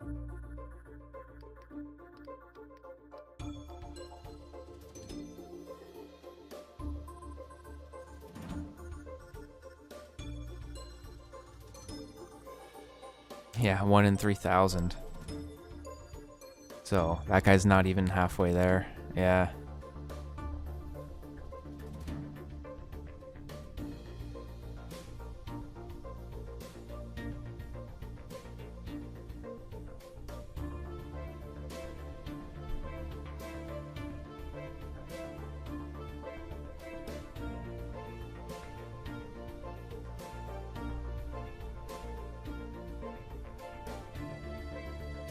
Not gonna woodcut too much, but it's pretty good XP, and I paid 100 sticks to get in here, so I'm gonna get some logs for it.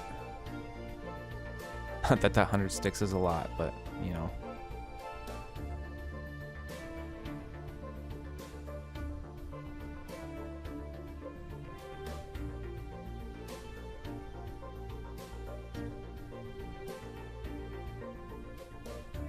Dragon Spear from Fire Giants. Oh man, the rare drop table too.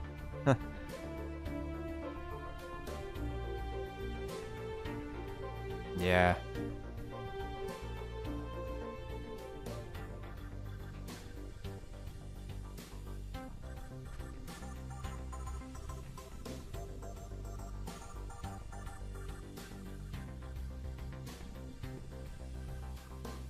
Yeah, I hit one of those really crappy 1 in 32k drops before. I'm like, no, that could have been like 10 pets.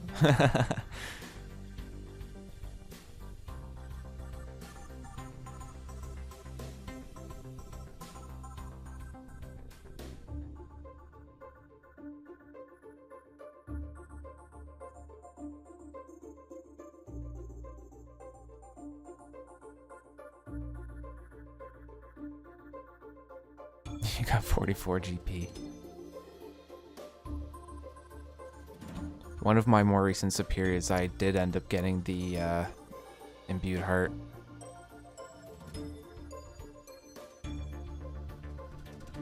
Pretty great. Although I already had one, so then I sold one and kept one, and now they're like 80 something mil, and at the time they were more like 20 something mil.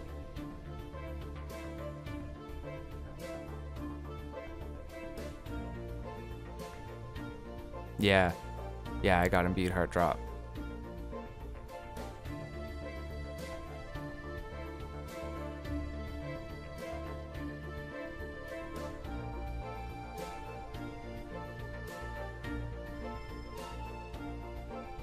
Yeah, at least I have one that got to go up to 80 mil. But yeah, I sold the one that I got the drop on for like 30-ish. Yeah. Thanks, yeah. It's pretty great. I thought I was going to get all the way to 99 Slayer and not get one. I just wanted one.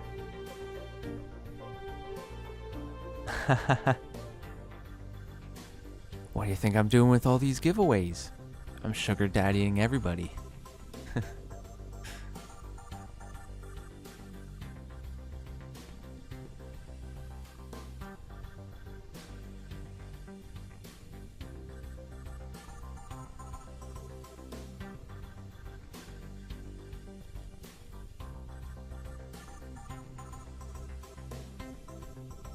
Yeah, definitely.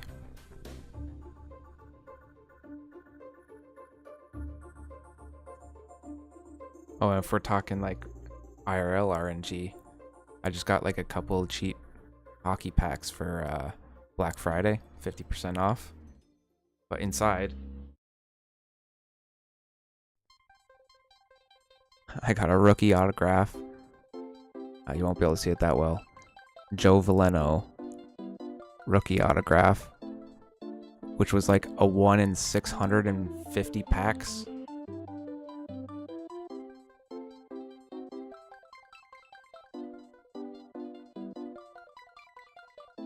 And then they subcategorize it as like A, B, C, D, E for players. So he's like a C-list player, which is like apparently 1 in like 3,000. And then the other one, I got Ivan Prosvetov rookie memorabilia patch, piece of his jersey.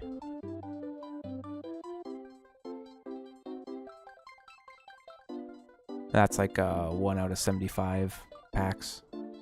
And I only opened up how many packs? 12. 12 of that one and 10 of the other one.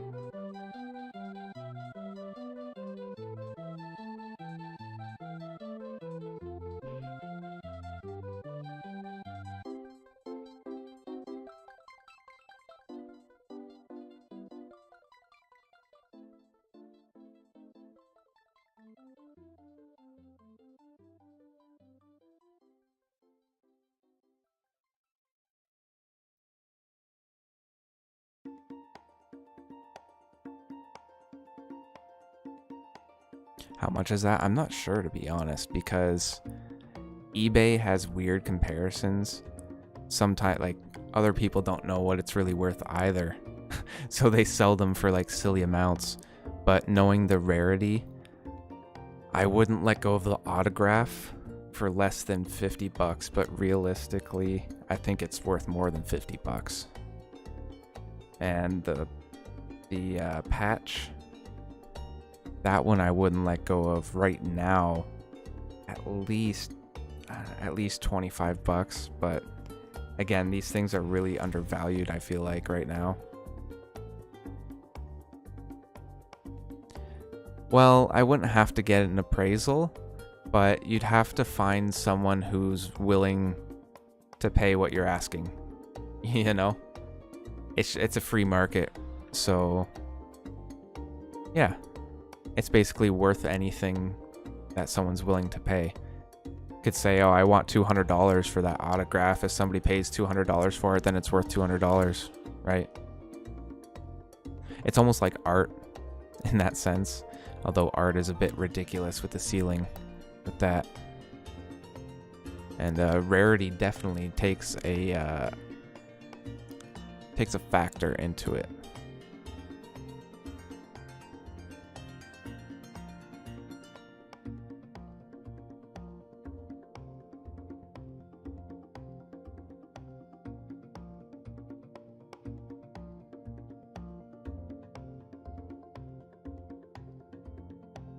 Yeah, for sure.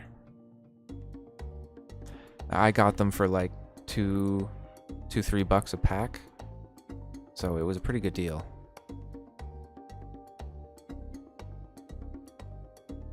Yeah, definitely. And it's like, it's not like I'm like, oh crap, I need to make back the money that I just spent. Like, if you're at that level, you probably shouldn't be doing the hobby. Or if it's your job, then fair enough. But yeah, I can just sit on these. Like you said, retirement fund.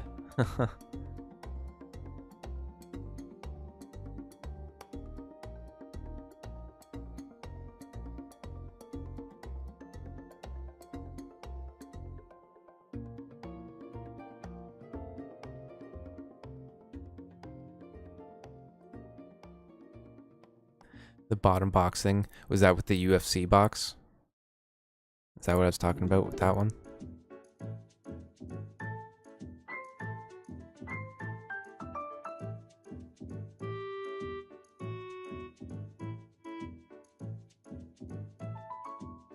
I did end up ordering one.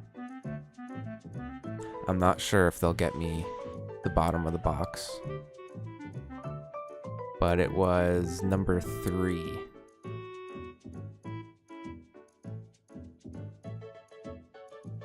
Yeah. Yeah, I think it was with the UFC box I was trying to order. Yeah. I did order it, but it was number 3. I didn't want to risk it because the sale dropped at midnight. And, you know, there was 4 left. I saw number 4 got bought. And, you know, it's midnight. I'm not going to risk by the time I get up. It's going to be sold out. And then they're just gone, so yeah. Number 3 is the magic number. I'm also not... I started thinking, like, okay, what if they don't actually package it in that order? What if they package it in a different order? Or if they just grab the box from, you know, they take them all out of the box and then just grab it randomly. I don't know. But we'll see. We'll see if my paranoia pays off.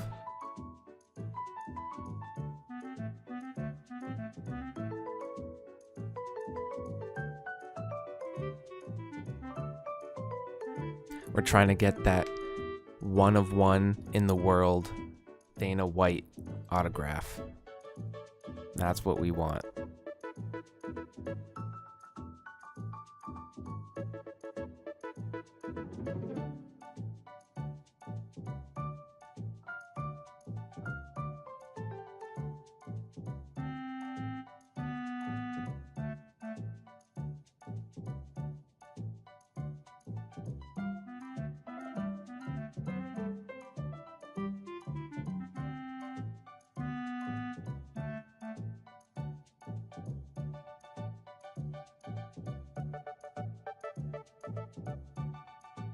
A Buddha statue and name it Dana. Yeah, and meditate with, do some meditation with Buddha Dana. Dana Buddha?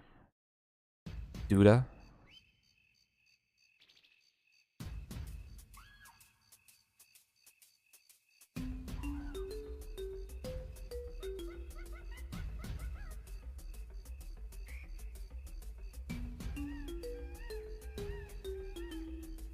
Here, rub its belly.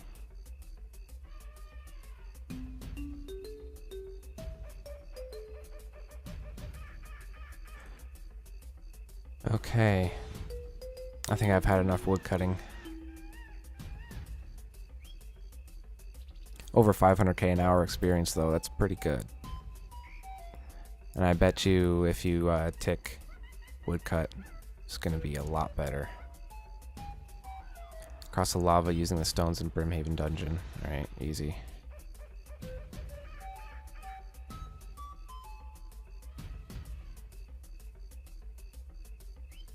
Yeah, Duda.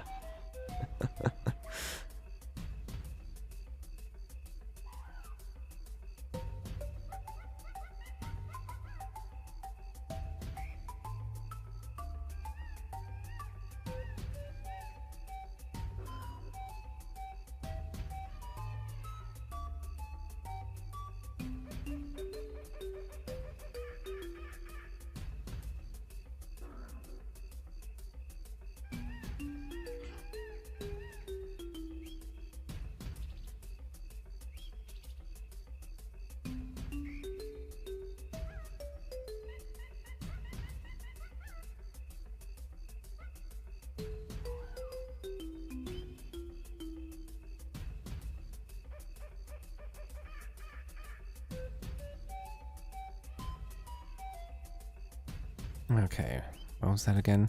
Cross the stones. Cross the lava using the stepping stones.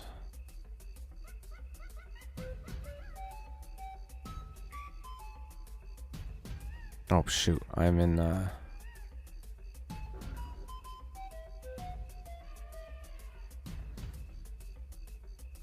that ain't the Brimhaven dungeon. There we go.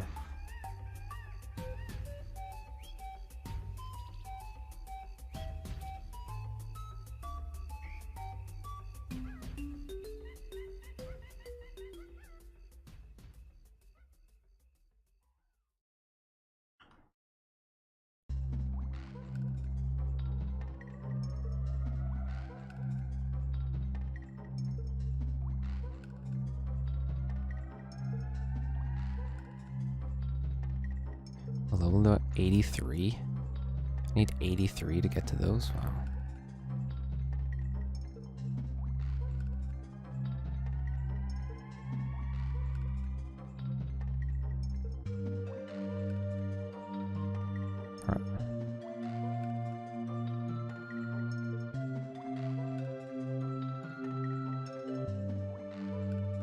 Hold on.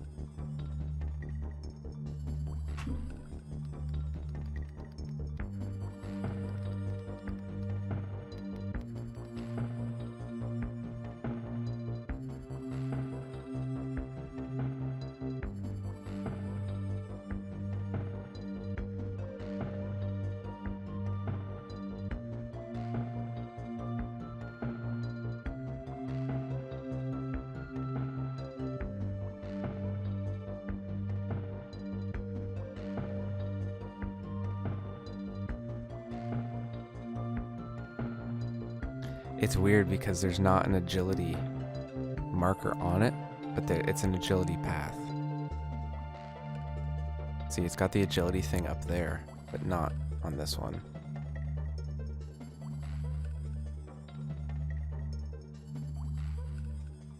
There, that should have been it. Exchange gems for a machete. And, okay. Find a red topaz from a gem rock. Okay.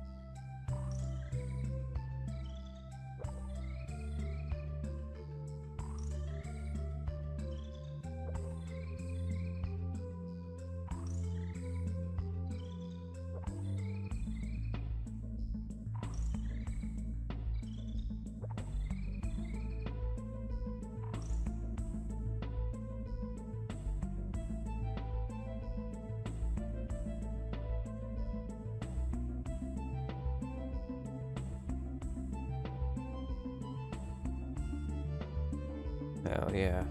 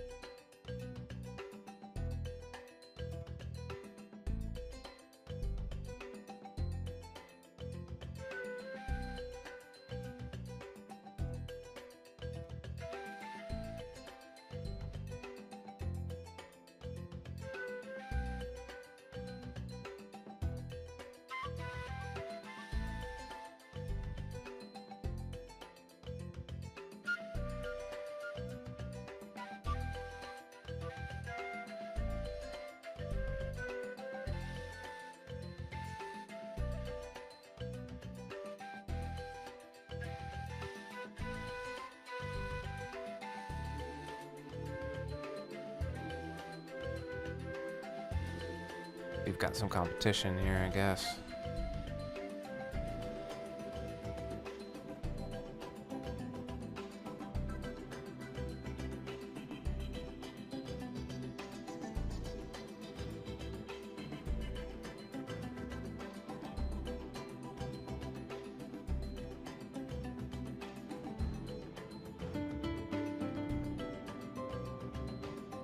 Gerbil nuts. Ah, he knew which one was coming up next. Alright, fair enough. You know what? If you're gonna take forever to get it, alright.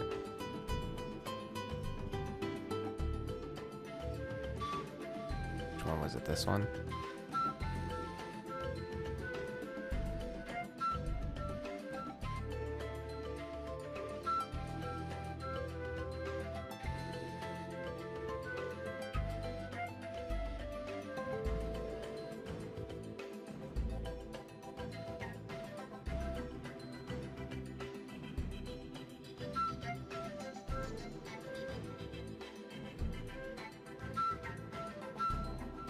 Fuck.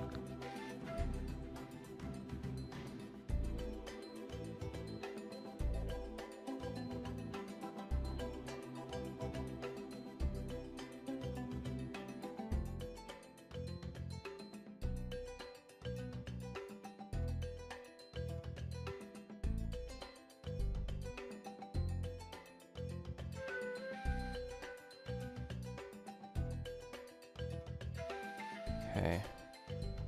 Oh.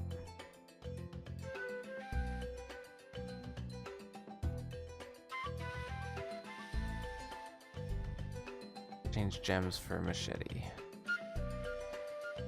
How many gems do I need? Question.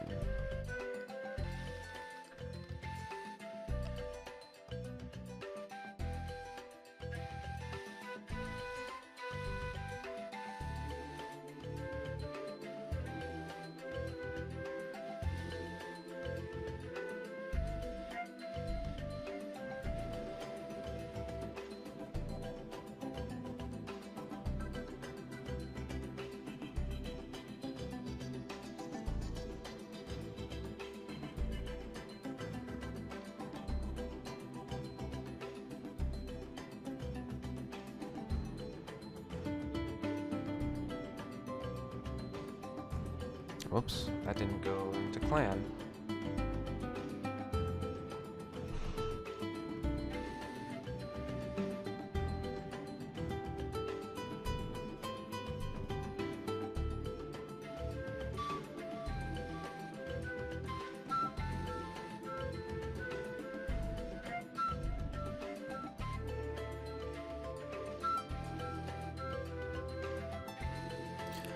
Oh. I need the goat tuber, don't I?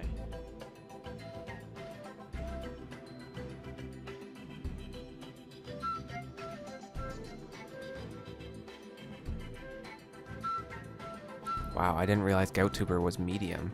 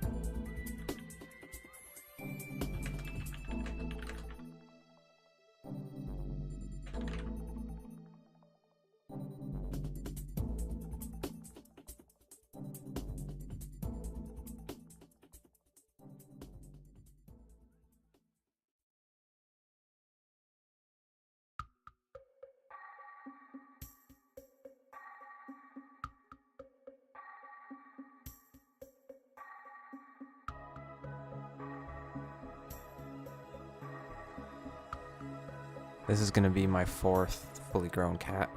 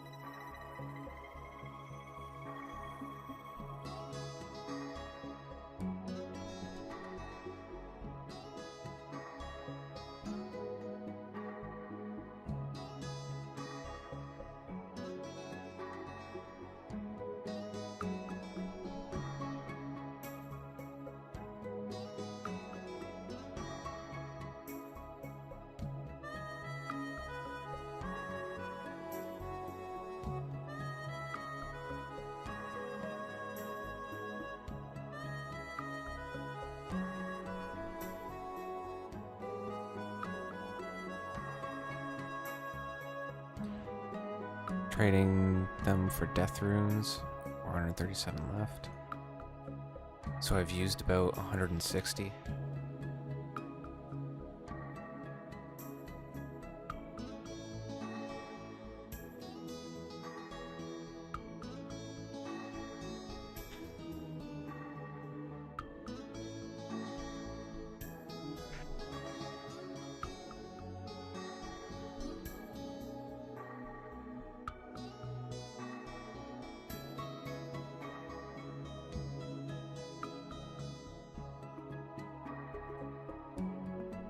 Yeah, I've still got the rune battle axe.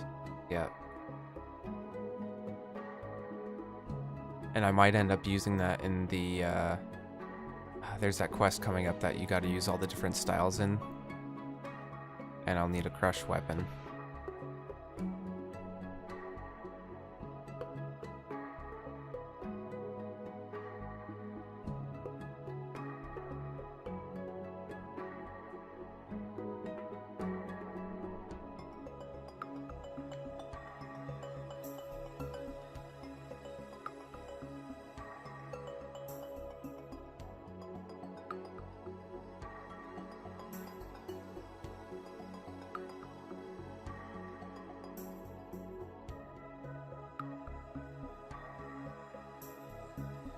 Oh, what the fuck? A crashed star just landed right here.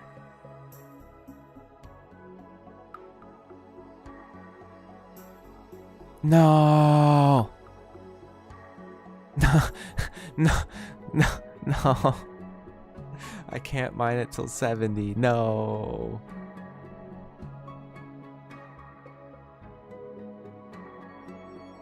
I was so damn excited.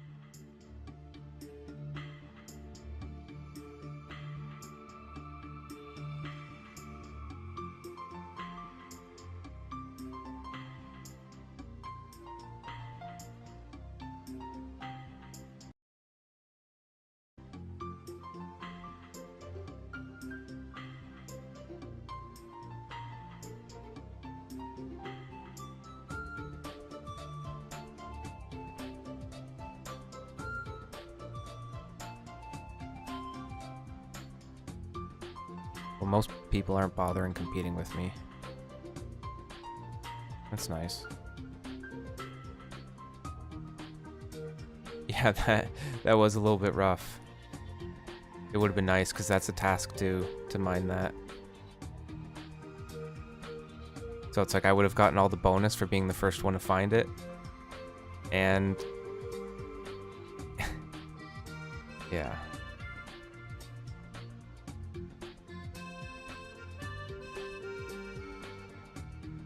Wonder how much that task is actually worth. 80 points. It's a pretty good one. Dang it.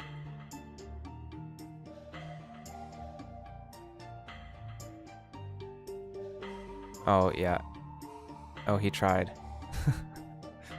He can't do it either.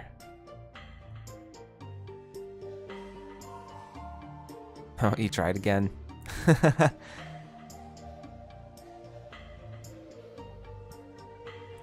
wait a sec. Oh, here. Suddenly people know. Here they come. No, all those people were here to steal my gems. Wow. Nobody else can do the crash star either.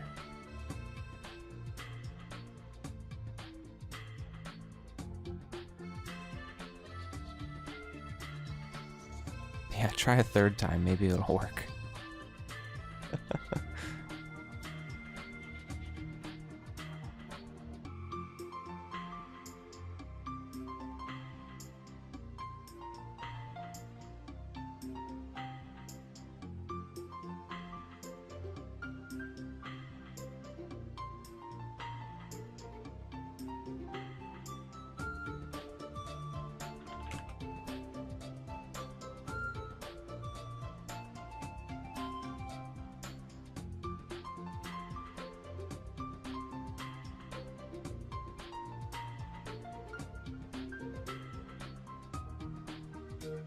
Ah. There's our contender.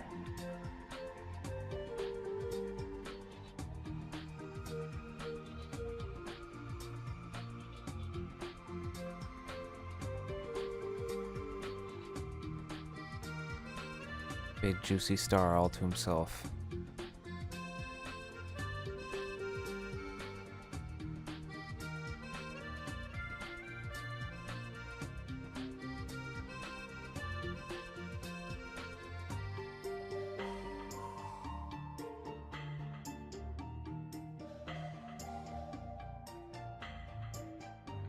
Alright, I think I'm done with these gems. Experience isn't that great. Better off power mining iron.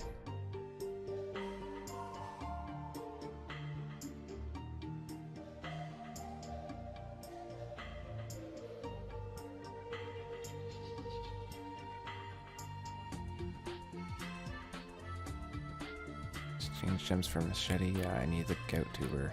Trap a horned grack. Trap a horned grack. Okay, so I need... I believe I need an axe. For that and logs.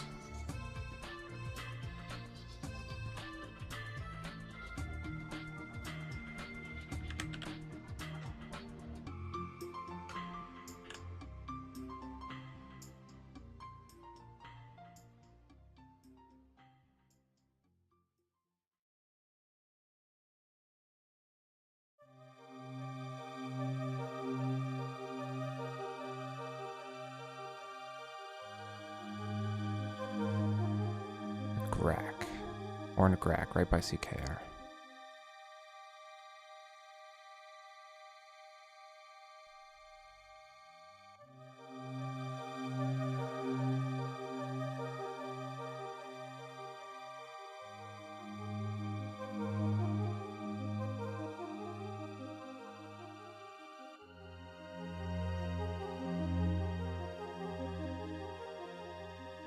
Trap pit. What do I need? A knife. I also need a knife.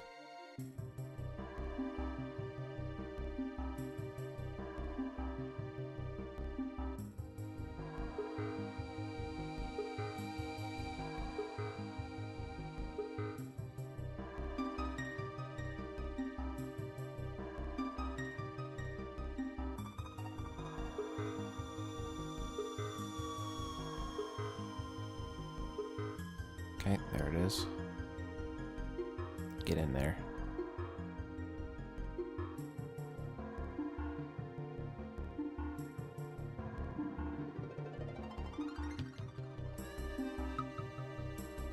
Oh wait, teasing stick. We gotta tease him in there, right?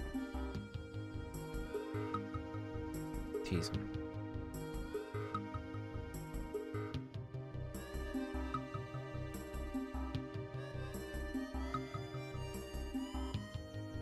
Tease him.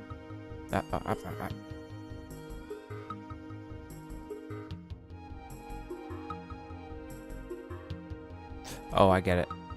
It's been a while. Yeah. Okay. We go here. Then we go jump. Boom. Then he falls for it.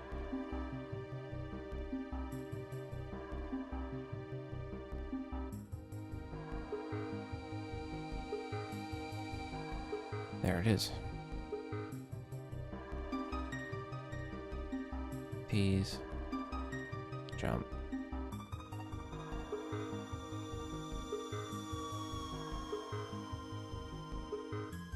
Oh, he does have to be lined up properly, though. Can't just force it.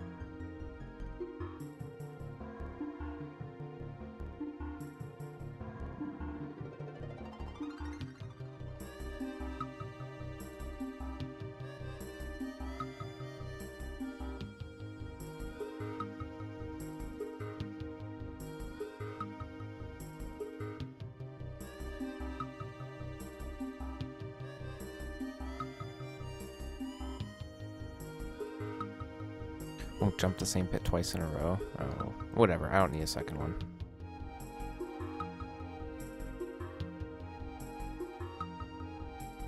Need to do Shiloh to unlock Duradel. Yeah, that you definitely want to be doing his tasks.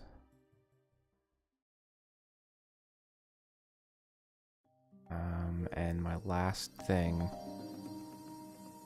for medium diary is the exchange. Which I think I need the gout tuber for. Alright, I guess we're trying to get that.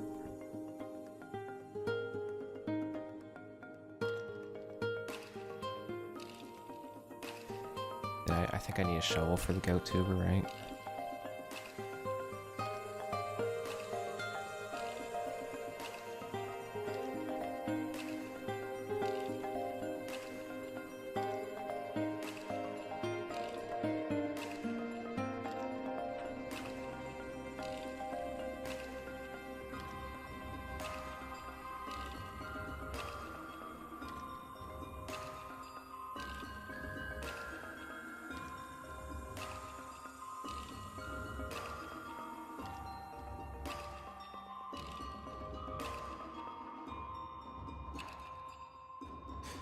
Oh.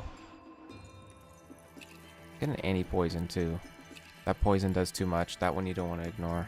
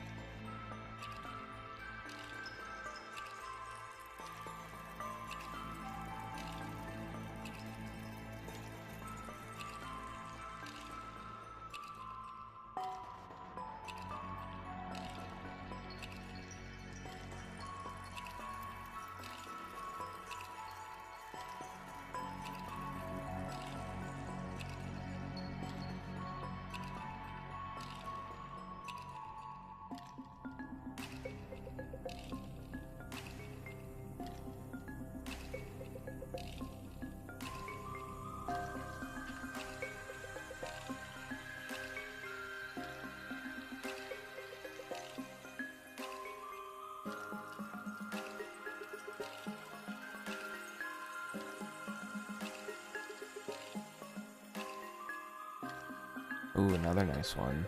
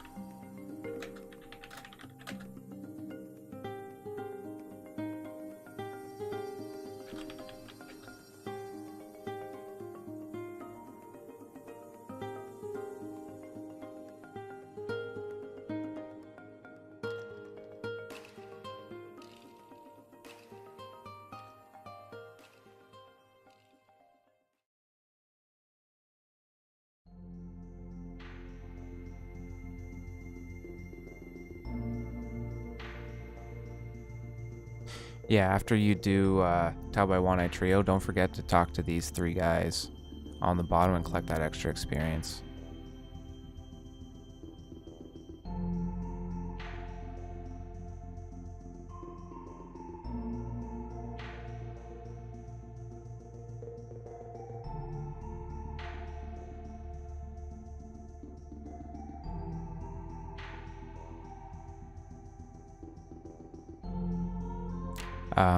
Well, it's inflated in this one, but even in the main game, like this guy just gave me 60,000 fishing.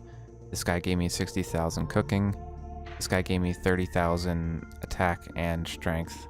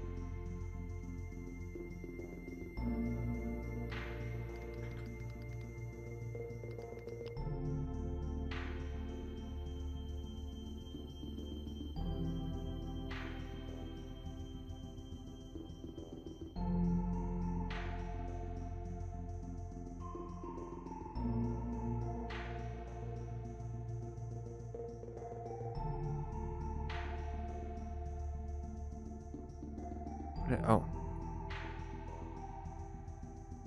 Little pedo shitter.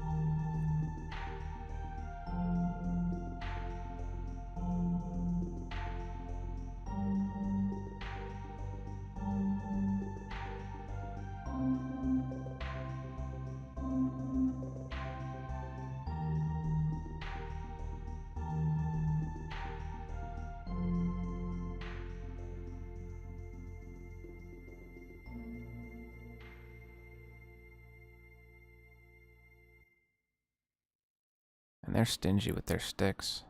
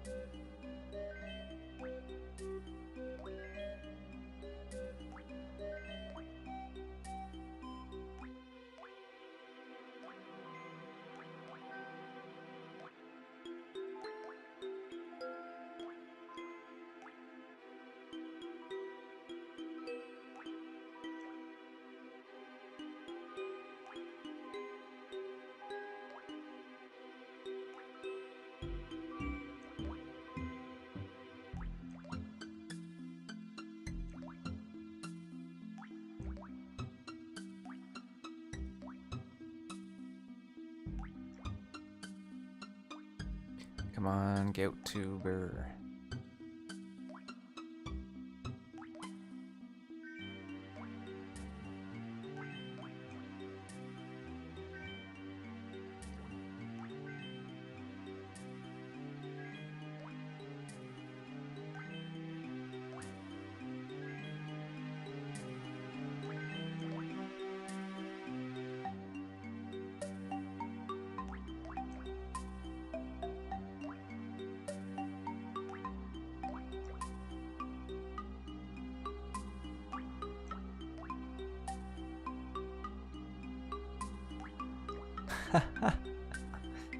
Yes.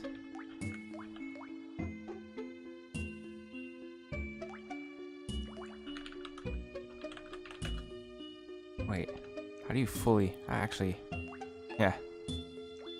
How do you fully spell that?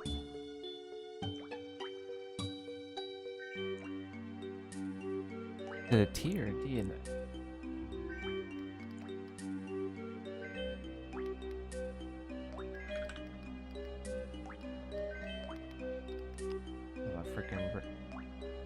Yeah, okay.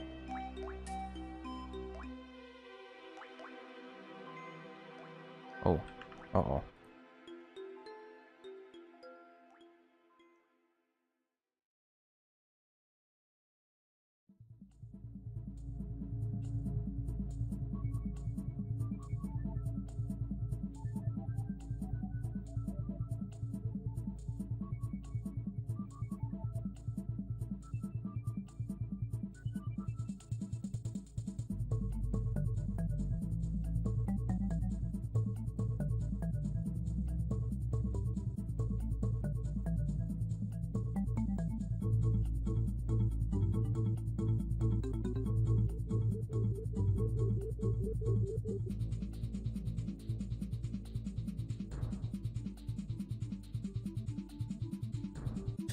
Yeah, I guess GS would make more sense.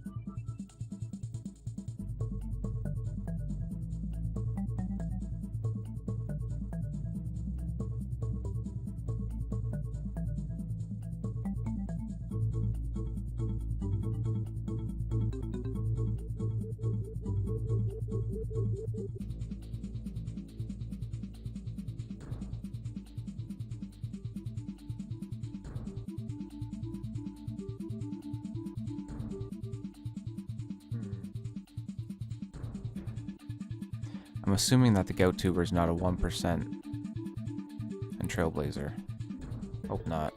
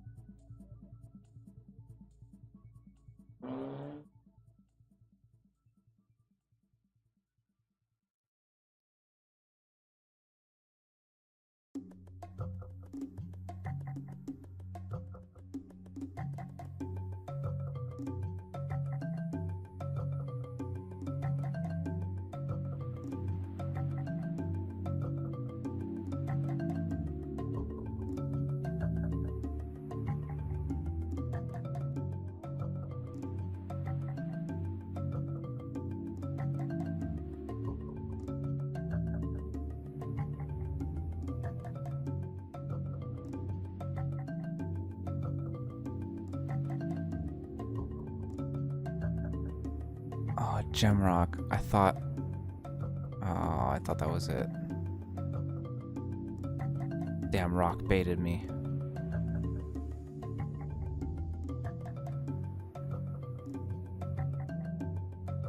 Give me a tuber.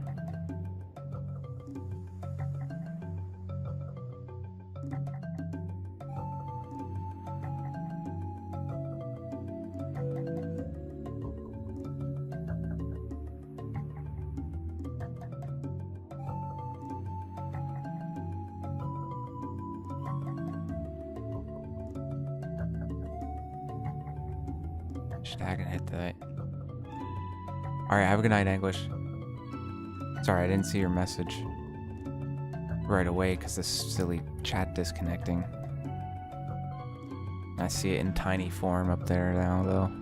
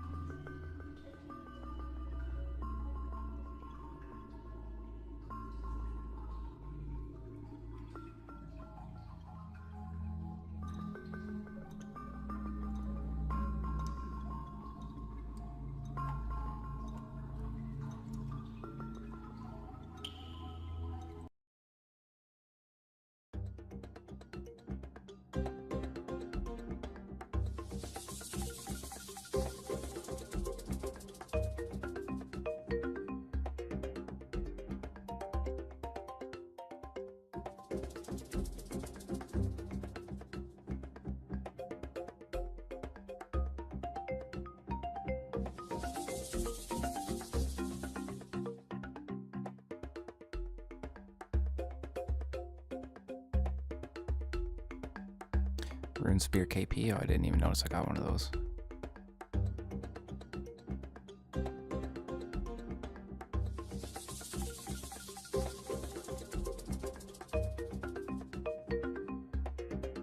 I feel like I need that for something.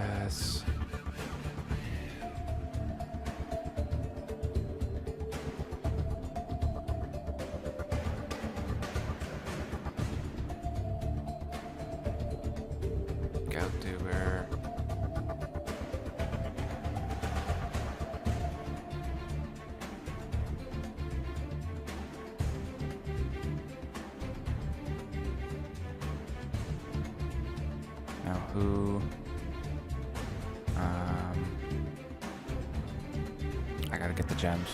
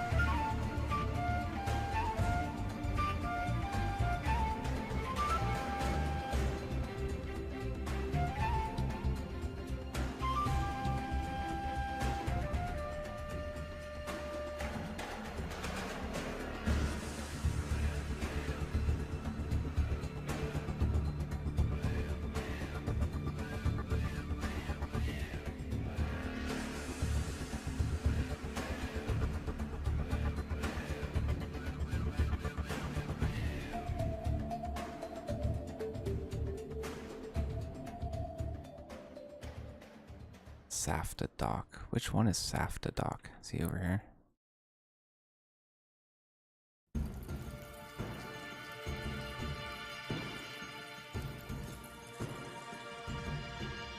Yeah.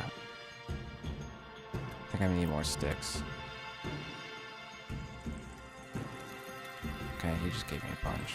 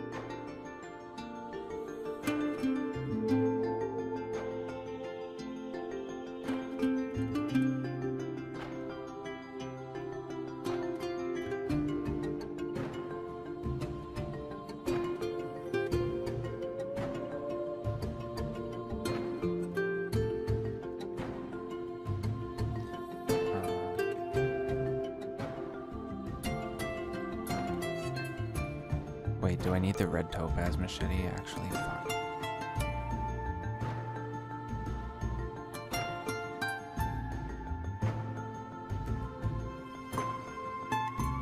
Does it have to be red topaz?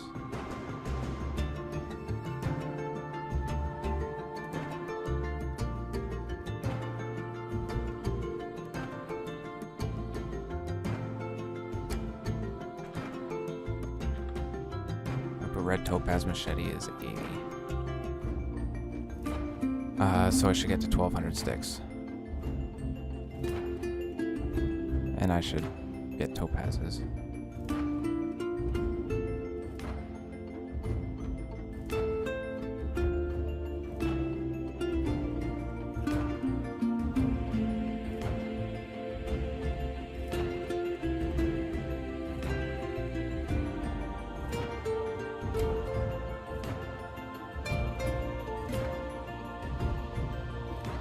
Who else will trade me? I think there's some people upstairs in some places.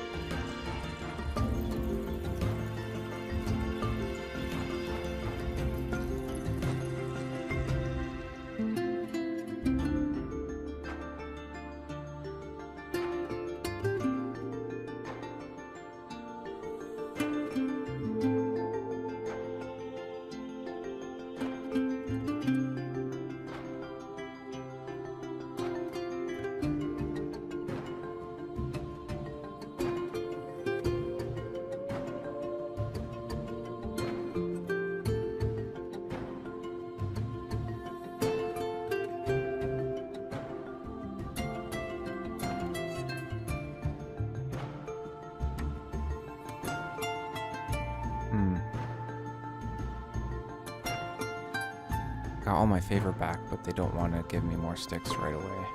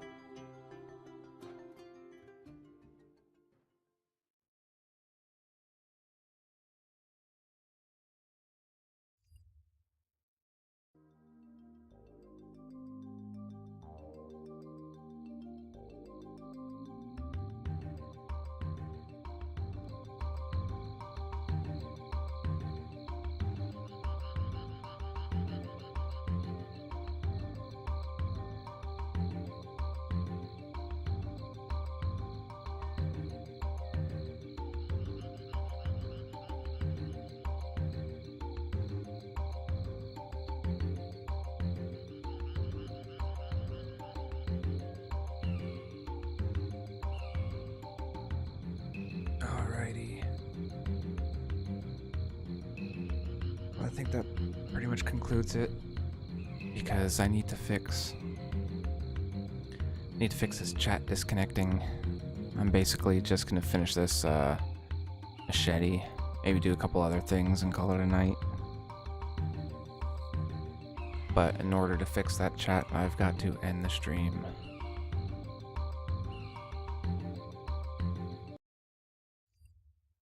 Yep. Thank you everybody that stuck around and hung out. Even though the chat's messing up. Definitely appreciate that. I know it kind of messes everything up. It's pretty hard to communicate. And that's half the fun, you know?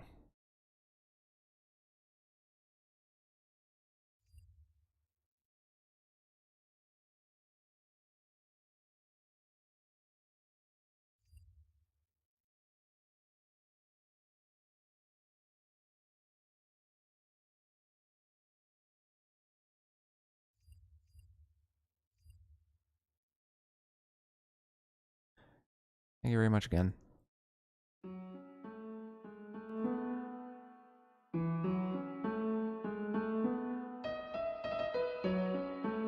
Always fun hanging out.